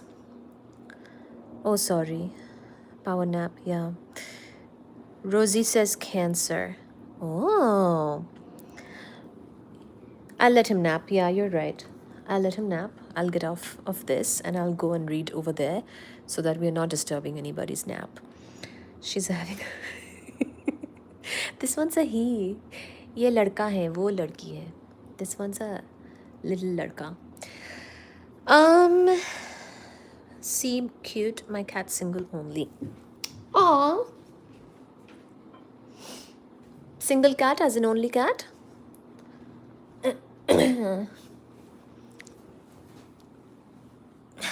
Look. He put his feet up.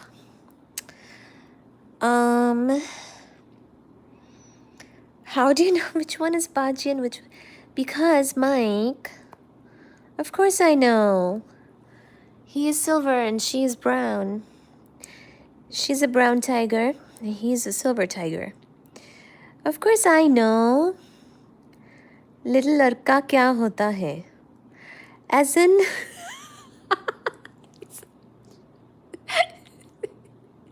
He is a little boy. Baji's having his happy time. He's a little boy. Baji means curry.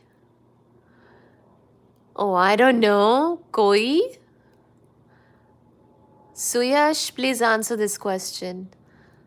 Baji means curry? I don't think so. I don't think so. Your home is so nice. It looks cozy. Thank you, Sydney. Thank you. It's small and I like it small. Otherwise, there's too much cleaning. Your home is so nice. It looks cozy. Yes, I have one cat only. My cat's name is Zazai. Zazai? Oh, that's a wonderful name, chicken. That's wonderful. Zazai? That's wonderful. I love it. वो बाजी नहीं भाजी होती. Oh my god. Oh, they meant bhaji. Bhaji means curry. Bhaji pav in Mumbai means curry. Bhaji. Okay, so there's Baji, you know, like with a B only. Baji, and then there's Bhaji with the H. So somebody, koi. Oh, koi. So you were not far off. You were very close. I just didn't hear it correctly. You meant bhaji. Bhaji. Got it. Okay. Bhaji means pav bhaji. Yes, pav bhaji. Of course, of course.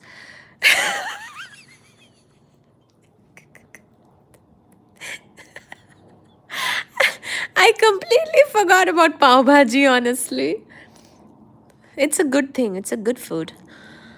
Pav bhaji. Actually, my neighbor used to make that. Gujarati neighbors. I had Gujarati neighbors in my hometown, and they called me for a birthday party and enjoying this. Oh, good. I'm glad. And they gave me pav bhaji. Gujaratis are such, they're so good people. They don't eat any non-veg. They were, they were like so strictly vegetarian. So I'm a Bengali. I was flanked by all other cultures. Like we had Punjabi neighbors, Gujarati neighbors, other Bengali neighbors, of course. And everyone was so nice. Their Patels. No, I don't think that they were Patels. What was their last name? See, all I remember is the mom would just scream the son's name all day because he got into so much trouble. I honestly don't know what their last name is. Patels? I don't think so. I know that's a very common last name. All I can remember is Pratik. Like she would just call her son, who was the younger kid, Pratik. She said this like 1,000 times a day, maybe. So I just know that one of them was called Pratik. Two of my cats were stolen. Oh gosh, Sydney. Oh, that's terrible. Hey, Jackson! Jackson, I haven't seen you in forever. Jignesh. Yeah, no, that's another name. Can you give me cat married to your cat? Chicken. Chicken is arranging the marriage. Chicken arranged marriage. Okay. We will take your proposal under consideration, Chicken. So Pratik got into lots of trouble, our neighbor, and then what happened? I think his sister, who's the older kid, it was her birthday that I got invited to, but I was lame and they were all very happening. Like I was just a lame kid. And her friends were so like hot and happening. I could not keep up with any of them. They were like doing dance competitions.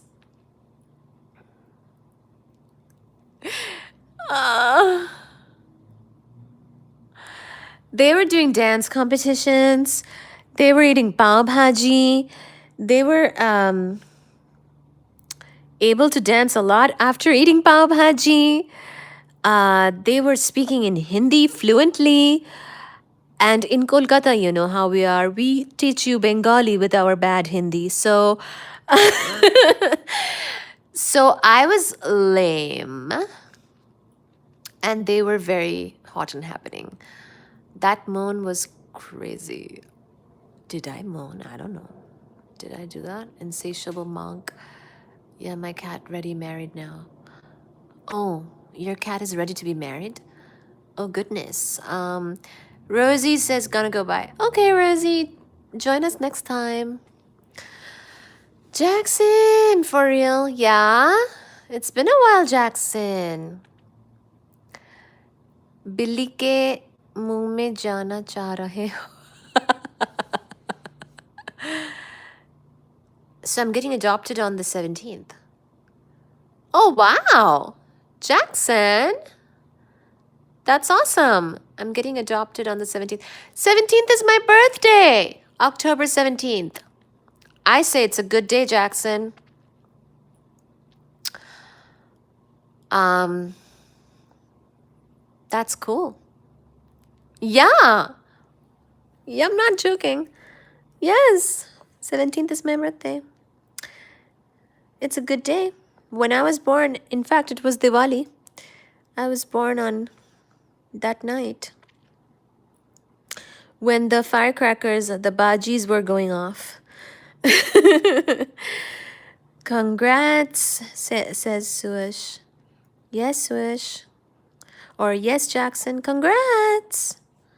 Congratulations. That's so awesome.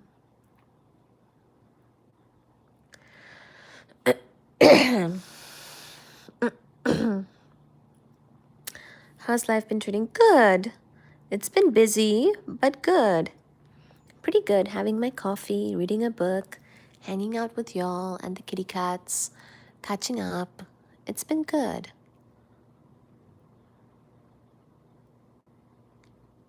So you were trying to act nonchalant on the birthday party, but you were actually lame. That's sad. Well, I don't know if I was acting nonchalant. I was invited and I was a little shy, but I was not super gelling well with the other girls. I was shy. That's all. That's sad. I don't know how sad it is. It's just a story, you know? That's good. Yes, which religion? I'm not super duper, well, I'm born Hindu, but I'm not super duper, I would say religious. I'm more spiritual. You're trying to act nonchalant. I like that word nonchalant, although I don't know if I am nonchalant.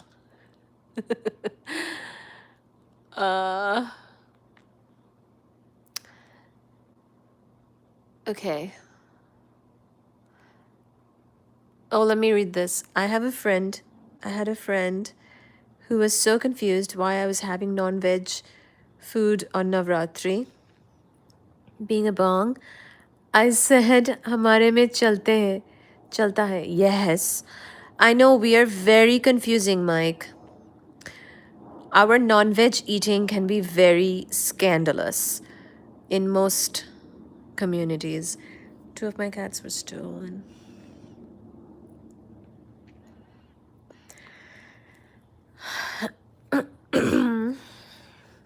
I'm Christian. Good for you, Sydney.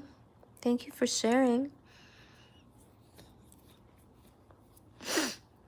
Well, good times are ahead for Christmas, for Christians and for everyone, really. We all celebrate Christmas pretty much. What time your country now? Not having time in Malaysia. It's 6:13 p.m. right now here in Boston. I'm in Boston, Massachusetts in the US.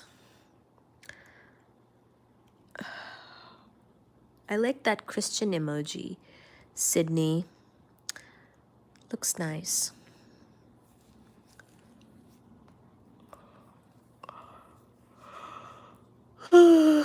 Okay, all right. Spirituality is also a religion. Then there it is. Spirituality. Oh, my Malaysia time is now morning. Good morning, chicken. 23:13. All right, Sydney.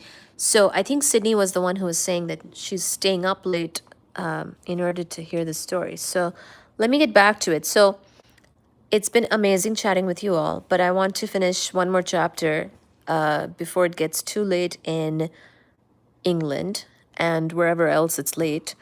I think it's early in some places, like morning time already, which is good. Good morning. But if it's late, then thank you for staying up late and joining us on this live. And we appreciate you, and we appreciate that you're giving us the time. So we took a little bit of a break from reading this book, Sad Cypress by Agatha Christie. And we just finished chapter 6, where Hercule Poirot was interviewing Roddy, this man in question who was engaged to Eleanor. You know, their engagement broke up because he fell in love with Mary. Mary is dead. She might have been killed by Eleanor. We will see. That's the whodunit. So we don't know yet. So chapter 7 of this part 2 now. In the offices of Messrs. Seddon, Blatherwick, and Seddon, Hercule Poirot was received with extreme caution, not to say distrust. Mr. Seddon, a forefinger stroking his closely shaven chin, was non-committal, and his shrewd grey eyes appraised the detective thoughtfully. Your name is familiar to me, Monsieur Poirot, of course, but I am at a loss to understand your position in this case. Hercule Poirot said, I'm acting, monsieur, in the interests of your client. Ah, indeed. And who engaged you in that capacity? I'm here at the request of Dr. Lord. Mr. Seddon's eyebrows rose very high. Indeed. That seems to me very irregular. Very irregular. Dr. Lord, I understand, has been subpoenaed as a witness for the prosecution. Hercule Poirot shrugged his shoulders. Does that matter? Mr. Seddon said, the arrangements for Miss Carlyle's defense are entirely in our hands. I really do not think we need any outside assistance in this case. Poirot asked, is that because your client's innocence will be so easily proved? Mr. Seddon winced. Then he became wrathful in a dry, legal fashion. This is the book, Sad Cypress by Agatha Christie. Then he became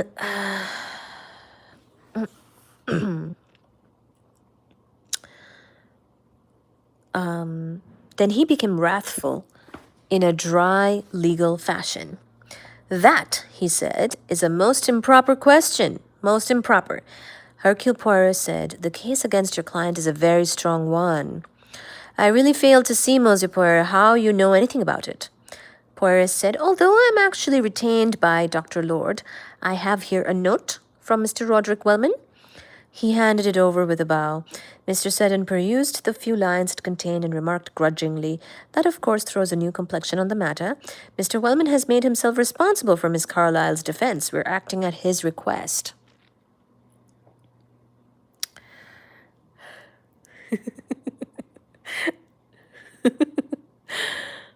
Oh my gosh.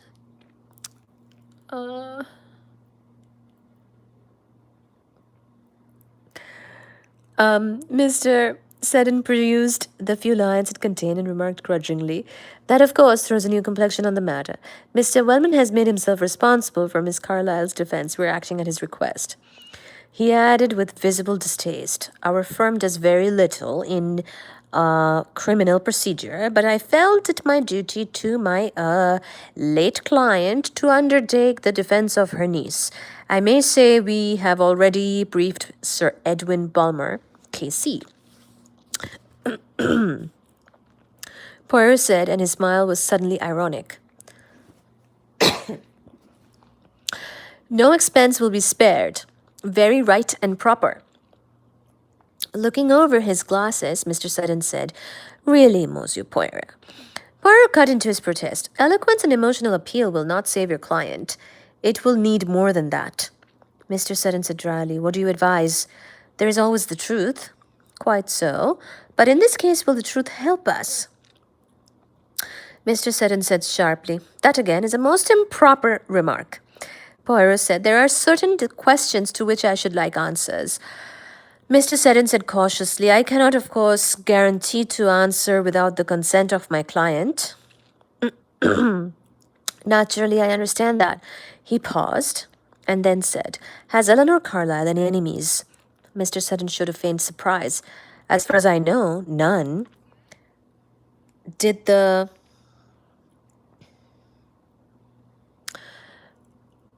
As far as I know, none. Did the late Mrs. Wellman at any period of her life make a will? Never. She always put it off. Has Eleanor Carlyle made a will? Yes. Recently? Since her aunt's death? Yes. To whom has she left her property? That, Monsieur Poirot, is confidential. I cannot tell you without authorization from my client. Poirot said, Then I shall have to interview your client. Mr. Seddon said with a cold smile, That, I fear, will not be easy. Poirot rose and made a gesture. Everything, he said, is easy to Hercule Poirot. Wow. So, by the way, we know that Eleanor had asked her lawyer to make a will for herself, leaving everything to Roddy, by the way. We learned that in part 1 when things were being narrated in from the perspective of Eleanor and Roddy and them. So I guess Poirot has not yet interviewed Eleanor, so he has to still uncover some of these facts that some of which we know. Okay. Let's see. We just finished chapter 7. We can do chapter 8. I think we'll do chapter 8 too today. Why not? Because chapter 7 was short.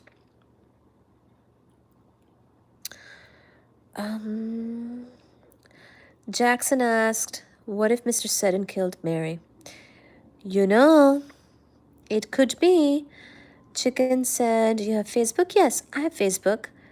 My Instagram is linked on the account and my Facebook is the same handle. Suyesh said, ta-da, ta-da. Bye. Good night, chicken. See you next time. Hope to see you at our next live too, chicken. Koi Jackson, I love your profile picture. You're like bear. Okay. We had a great conversation. Thanks, Oindri. My name is not Oindri La. It's just Oindri. Assuming this is your name. We'll sleep now. Good night. Good night, Mike. My name is not Oindri La. It's not, there's no La. Okay, bye. I have to go working now. See you again. Bye, chicken. Have a good work day. Thank you. Sorry, gotta go bed or I'll be cranky in the morning and it will be hard to get up for school. I understand, Sydney. It is getting late in England. My sister likes reading Agatha Christie books. What's so interesting about them? Hi, Koi. They're murder mysteries, you know. Some people really like them. I do too. And it's like solving a little mystery yourself. And also the way she writes is very charming and very... She's just she's the queen of murder mysteries, queen of crime. She is the most published author after the Bible and Shakespeare. You know, a lot of people write murder mysteries or crime stories, and they're all pretty much inspired by her.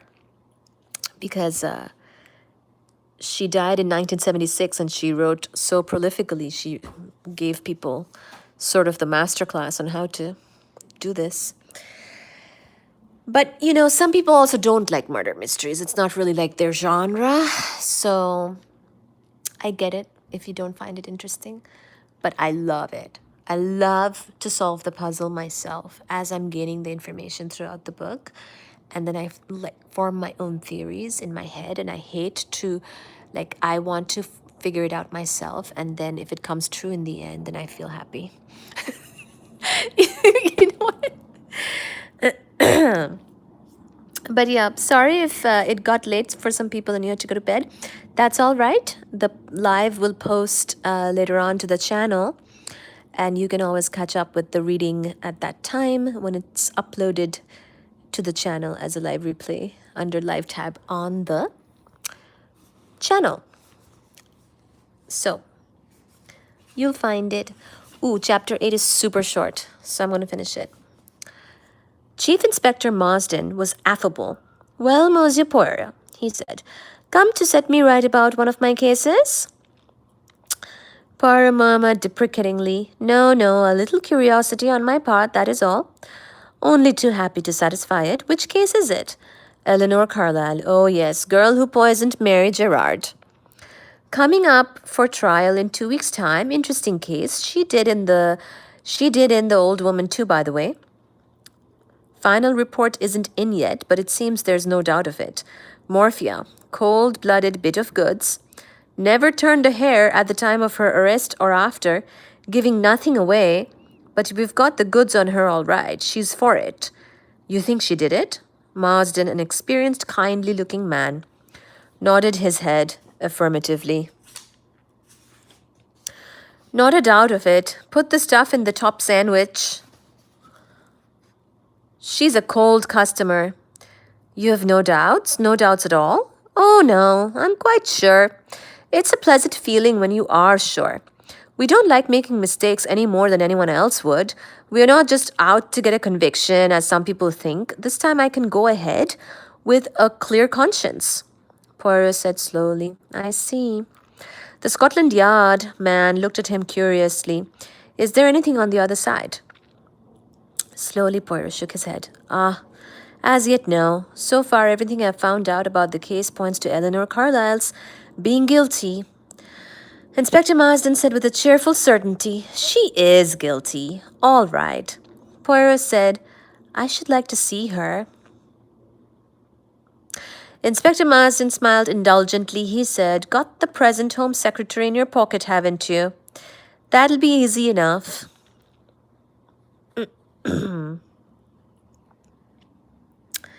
There we go.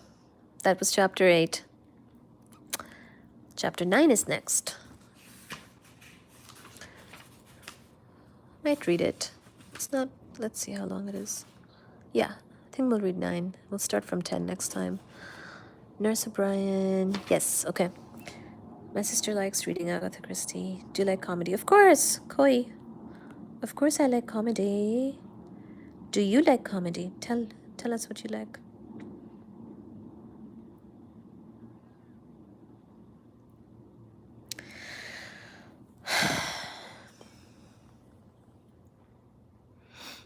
Hey.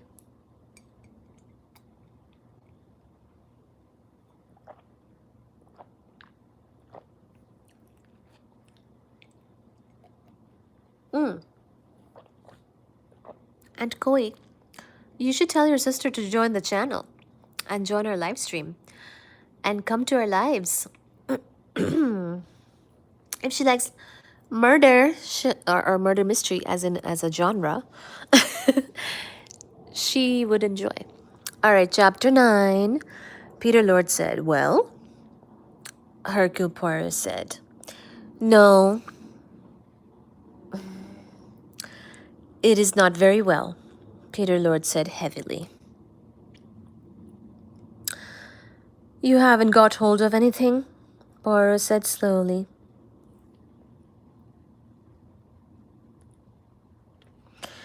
Eleanor Carlyle killed Mary Gerard out of jealousy. Look, I'm reading this. Eleanor Carlyle killed her aunt so as to inherit her money. Eleanor Carlyle killed her aunt out of compassion. My friend, you may make your choice. Peter Lord said, you're talking nonsense. Hercule Poirot said, am I? Lord's freckled face looked angry. He said, what is all this? Hercule Poirot said, do you think it is possible that? Do I think what is possible? That Eleanor Carlyle was unable to bear the sight of her aunt's misery and helped her out of existence? Nonsense! Is it nonsense? You have told me yourself that the old lady asked you to help her. She didn't mean it seriously. She knew I wouldn't do anything of the sort. Still, the idea was in her mind. Eleanor Carlyle might have helped her. Peter Lord strolled up and down. He said at last, one can't deny that that sort of thing is possible. But Eleanor Carlyle is a level-headed, clear-thinking kind of young woman. I don't think she'd be so carried away by pity as to lose sight of the risk, and she'd realize exactly what the risk was. She'd be liable to stand accused of murder.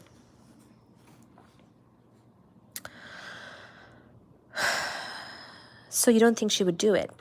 Peter Lord said slowly. I think a woman might do such a thing for her husband, or for her child, or for her mother, perhaps. I don't think she'd do it for an aunt.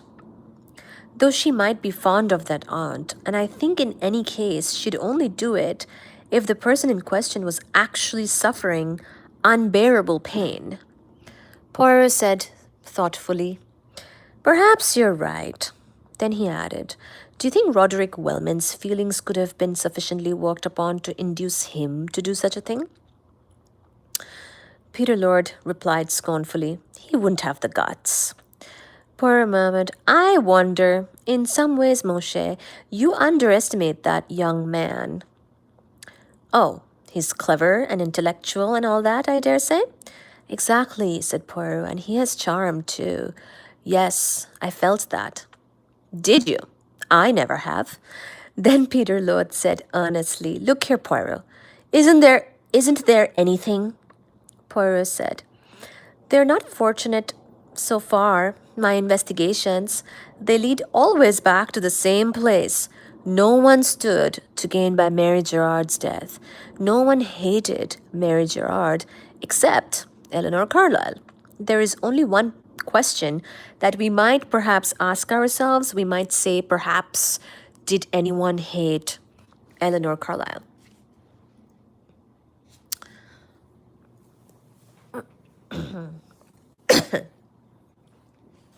One second. Let me read that again. This sounds important. "They're not fortunate so far, my investigations. They lead always back to the same place. No one stood to gain by Mary Gerard's death. No one hated Mary Gerard, except Eleanor Carlyle. There is only one question that we might perhaps ask ourselves. We might say, perhaps, did anyone hate Eleanor Carlyle?"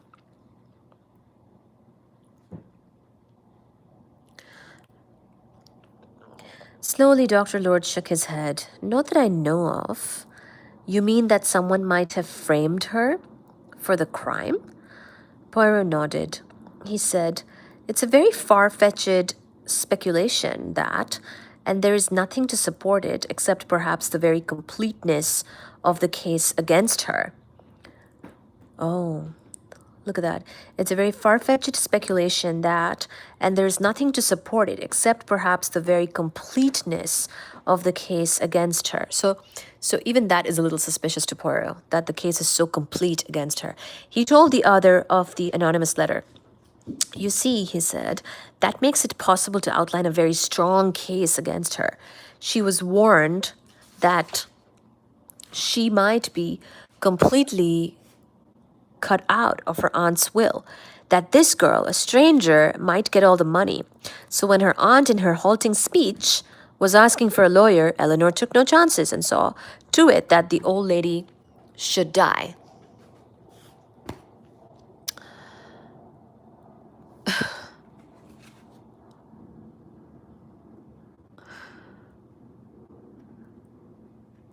So when her aunt, in her halting speech, was asking for a lawyer, Eleanor took no chances and saw to it that the old lady should die that night. Peter Lord cried, "What about Roderick Wellman? He stood to lose too." Poirot shook his head. "No, it was to his advantage that the old lady should make a will. If she died intestate, he got nothing, remember? Eleanor was the next of kin." Lord said, "But he was going to marry Eleanor." Poirot said, "True, but remember that immediately afterwards, the engagement was broken off, that he showed her clearly that he wished to be released from it." Peter Lord groaned and held his head. He said, "It comes back to her then. Every time." "Yes, unless..." He was silent for a minute. Then he said, "There is something." "Yes?" "Something, some little piece of the puzzle that is missing. It is something. Of that I'm certain. That concerns Mary Gerard. My friend, you hear a certain amount of gossip, of scandal down here. Have you ever heard anything against her?" Sorry, let me read that again, because this is interesting. "Something, some little piece of the puzzle that is missing. It is something, of that I'm certain, that concerns Mary Gerard. My friend, you hear a certain amount of gossip, of scandal, down here. Have you ever heard anything against her?" Against Mary Gerard, her character, you mean? Anything, some bygone story about her, some indiscretion on her part, a hint of scandal.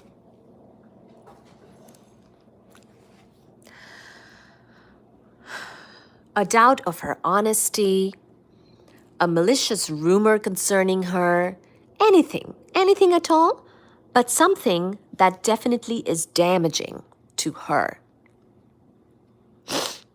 Peter Lord said slowly, I hope you're not going to suggest that line, trying to rake up things about a harmless young woman who's dead and can't defend herself. And anyway, I don't believe you can do it. She was like the female Sir Galahad, a blameless life. As far as I know, she was. I never heard anything else. Poirot said gently, You must not think, my friend, that I would stir the mud where no mud is. No, no. It is not like that at all. But the good Nurse Hopkins is not an adept at hiding her feelings.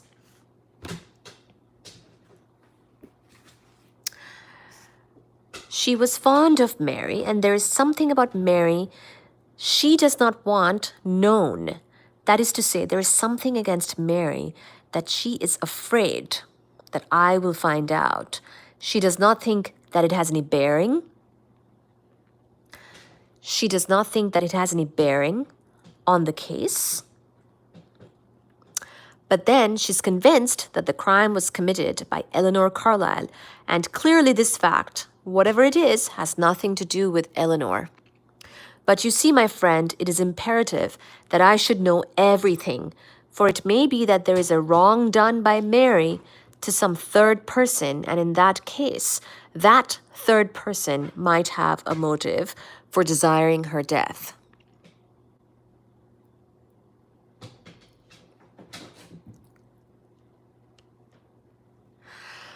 Peter Lord said, But surely in that case, Nurse Hopkins would realize that too. Poirot said, Nurse Hopkins is quite an intelligent woman within her limitations, but her intellect is hardly the equal of mine. She might not see, but Hercule Poirot would. Oh my God.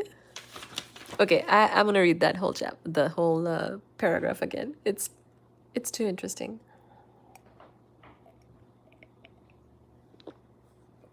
Hi, Foxy. How are you? Hi, Momin. Hey, Junaid. Is that your name?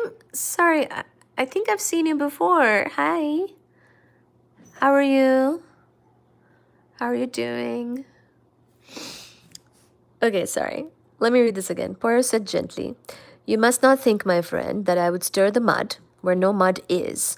No, no, it is not like that at all. But the good Nurse Hopkins is not an adept at hiding her feelings.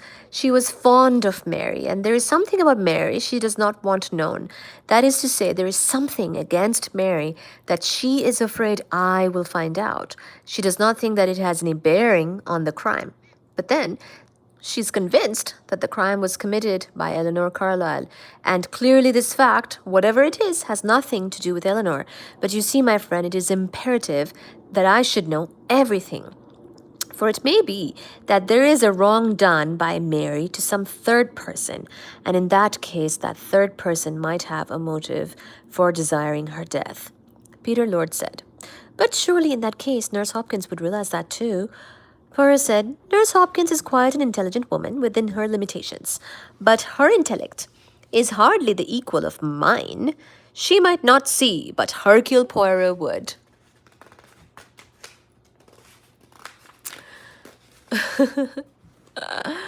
Hey. Whoops, sorry. I think I touched something on my phone to make it a little bit pausey. Julia. Hi, Julia. Cat is catting, yes. Natural instinct, my love. I'll try to read an actually fiction novel next time, but I don't really find it. That's okay. You can listen to a book. How about that? Peter Lord said, shaking his head, I'm sorry, I don't know anything. Poirot said thoughtfully, no more does Ted Bigland, and he has lived here all his life, and Mary's. No more does Mrs. Bishop, for if she knew anything unpleasant about the girl, she would not have been able to keep it to herself. Eh bien, there is one more hope.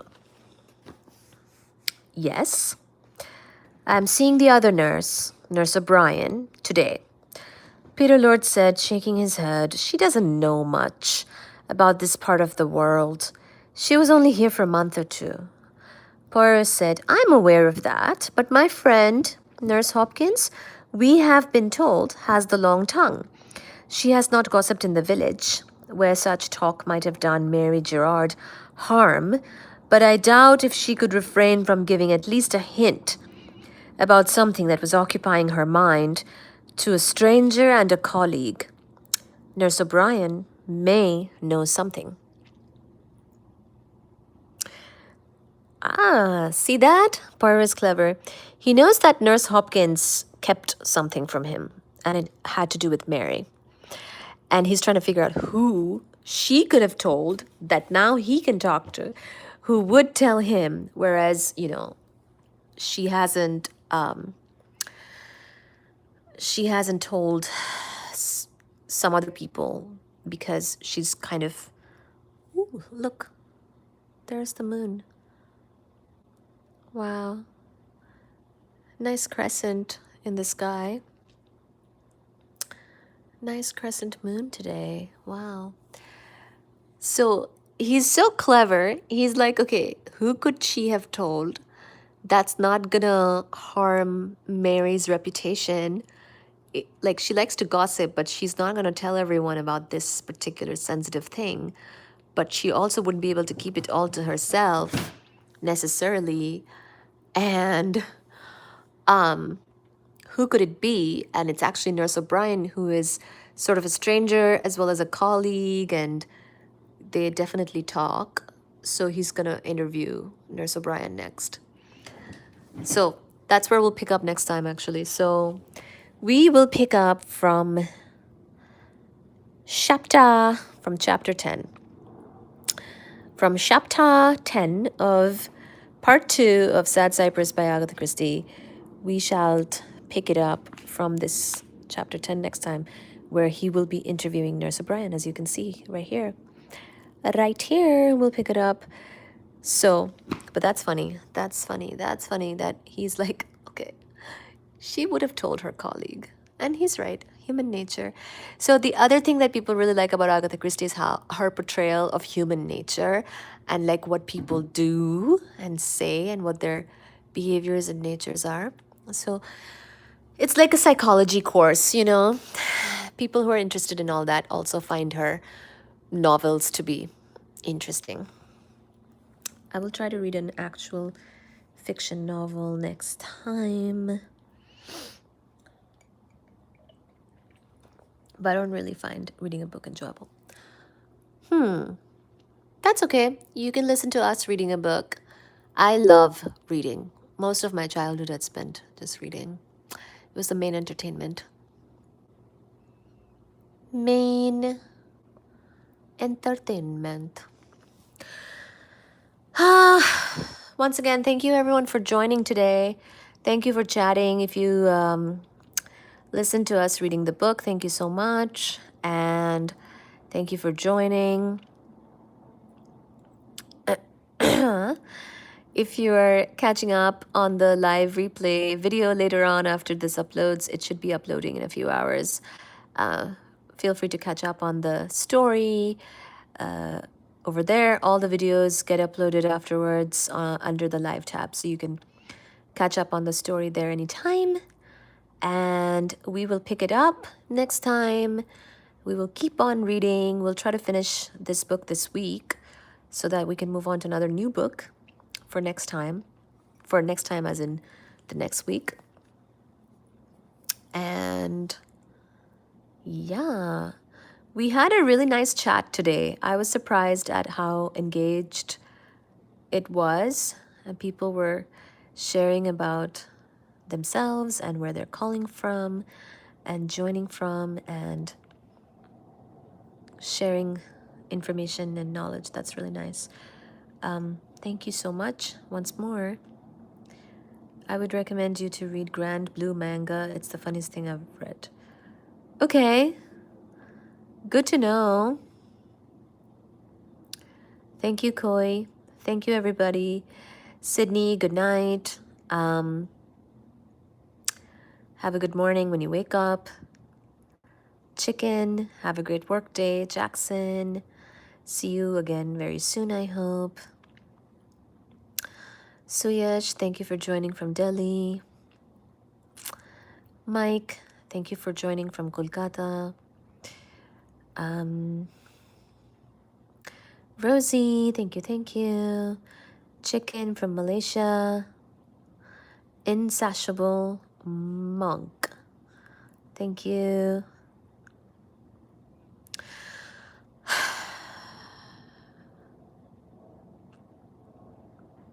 I'm just making sure I say bye to everybody.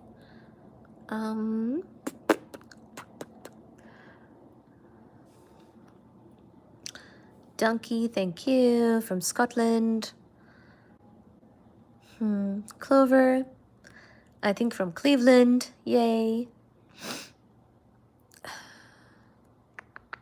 Marisa, hopefully I'll see you again next time for a longer period of time. Thank you for joining. Lily, yay. Booga booga, yay. Like your voice, it's so soothing. Thank you. Yes, we try to make the nice, peaceful, soothing content relaxing. You can relax with us and a book and the kitty cats. Just can close your eyes and just listen to if you don't want to chat.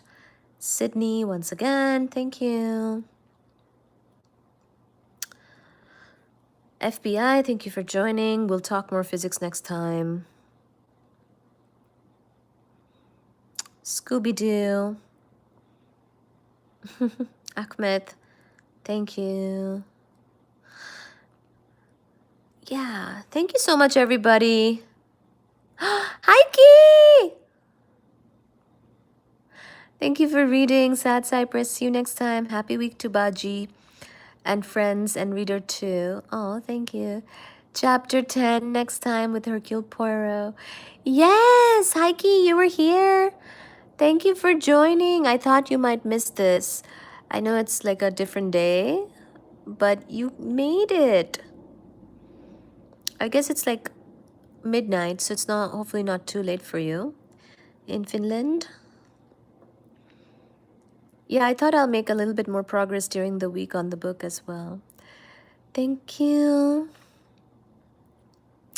I'm glad you could listen and join.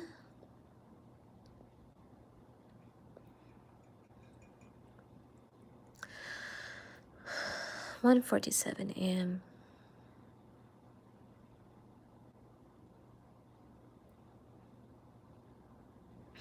Chapter 10 next time with Hercule Poirot. Yes.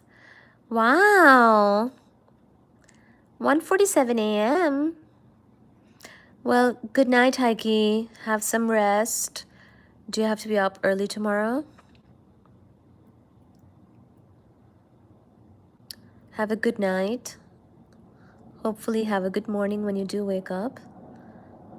Or can you take it slow in the morning?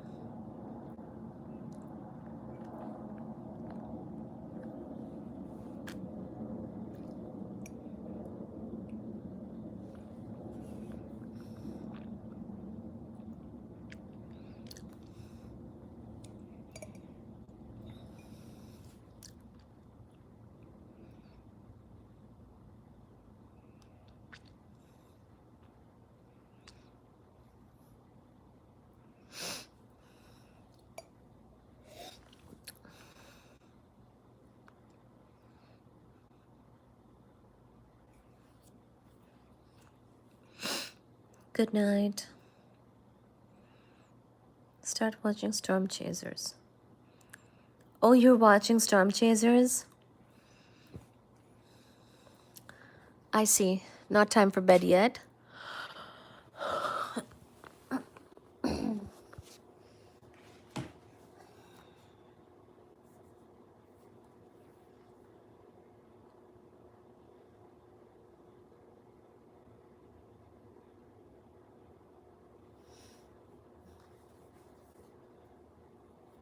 Florida Milton. You're watching Storm Chasers? Is that a show?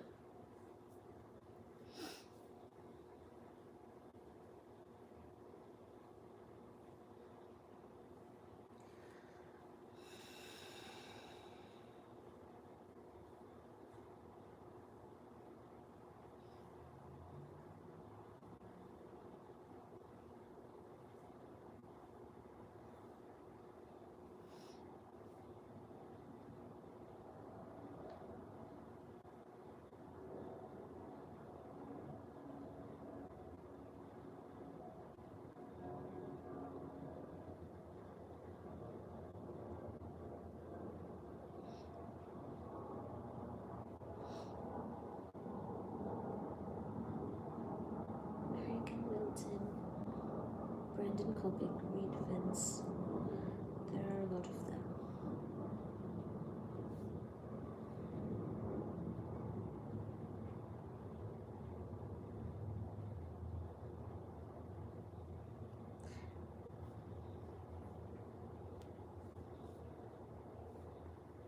Oh, wow.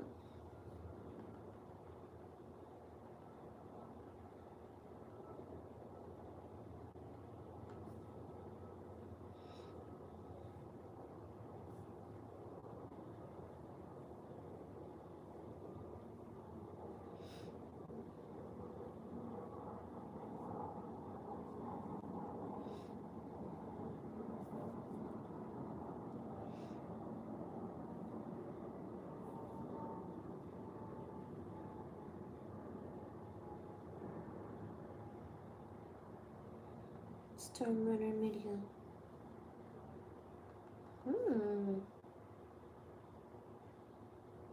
So do you like learning about storms? Is that your topic?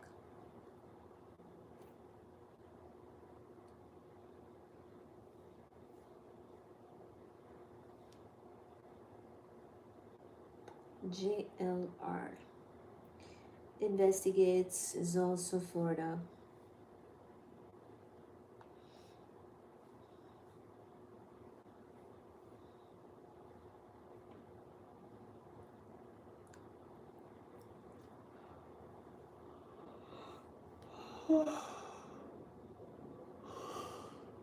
Oh my gosh.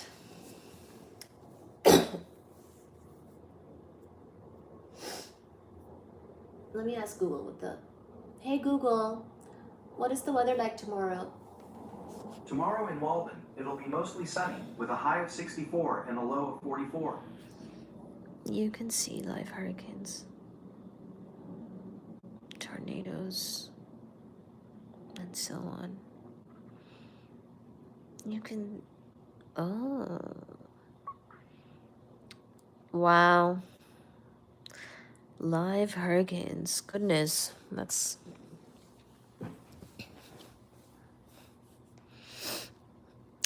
Does it ever. Do you ever have hurricanes or tornadoes in Finland? Is that a thing there?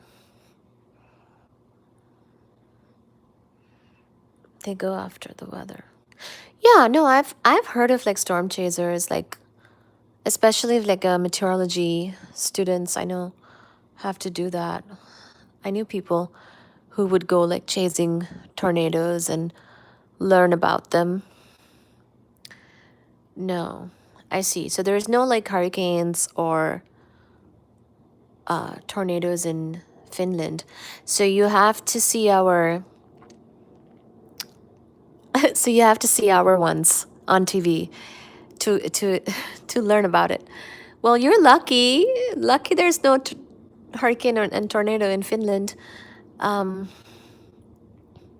Over here, they're wreaking havoc. It's not a good thing here. Not good. People are.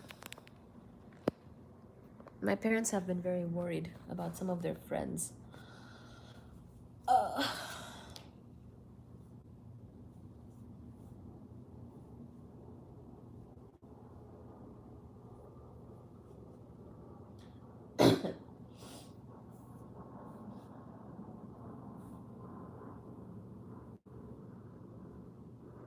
Interesting topic though.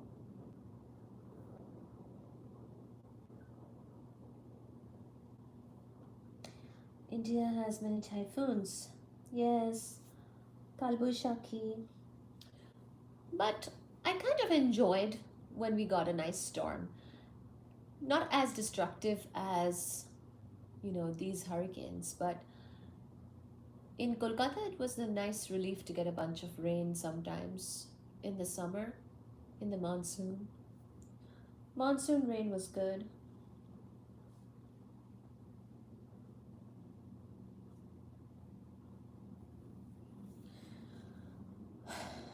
Loved it in Kolkata.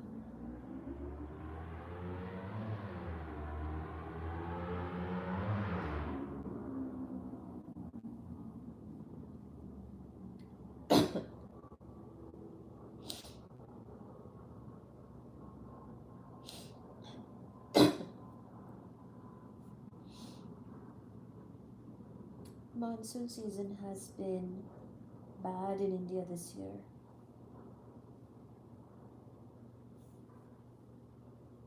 Oh no.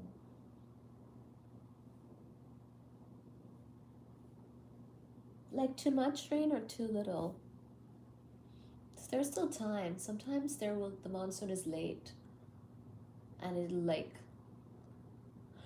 interrupt our festivities, when it's late because right now is the festival season and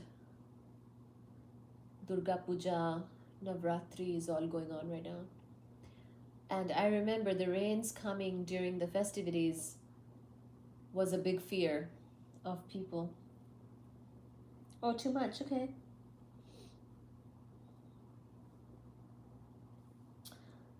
Well, I mean, the farmers need rain, you know.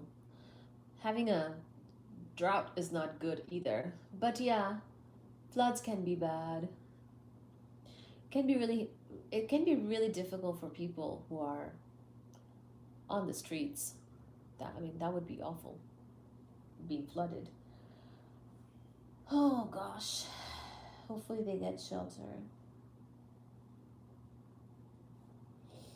Yeah.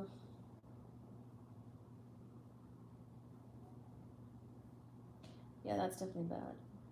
The floods are bad. But then some people actually need the floods for their crops, for rice.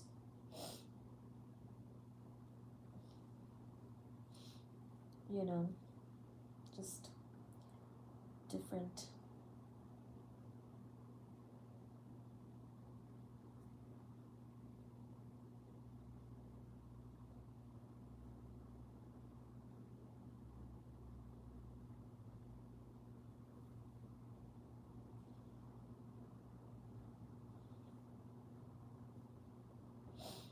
Oh my gosh. Someone commented, hope you had Baji Babu's consent before posting this online. That snoring video I made. Somebody is asking if I had his consent. Baji is not upset with me for posting that. He is like quite secure in his snoring. He's like, sure, if you want to capture my snoring, that's quite alright with me because, Mom, I'm a secure, I'm a secure boy.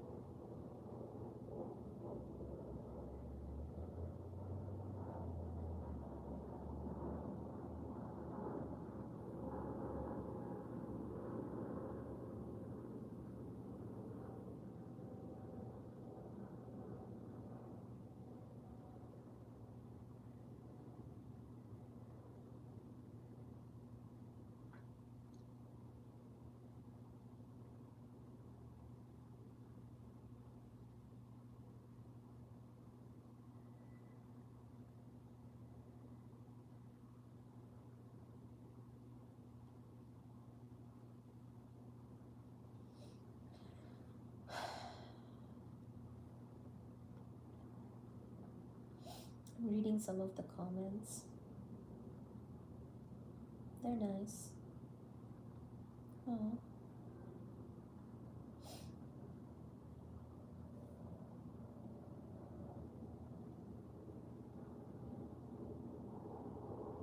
Maybe I'll show my face on my birthday. My birthday's coming.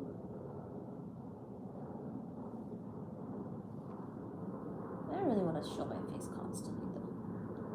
That's not the point. You know, some people might not like to see a face. They might want to just listen to the story or see the kitty cats. But then some other people are obsessed with seeing face. Face is face. It's not the important thing.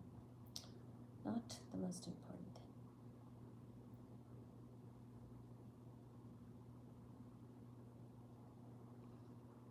Aww. I'm still looking at my channel updates. People have given this Kitty's hunting video a lot of love. Aww. Kitty after hissing. Kitty sleeping on keys. That's another video people liked. Did you miss this cute cat moment? Yeah. Yup.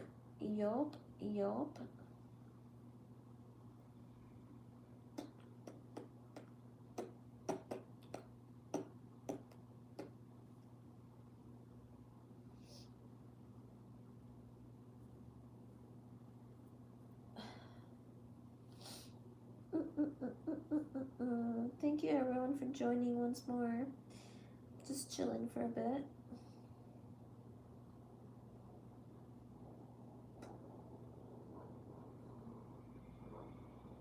I have a ton of shorts that are in the pipeline. I actually have to post them. Oh my gosh, this short, Blink and You're Dead, that one people liked a lot. Can't believe that. Can't believe. Thank you so much for your support, everybody.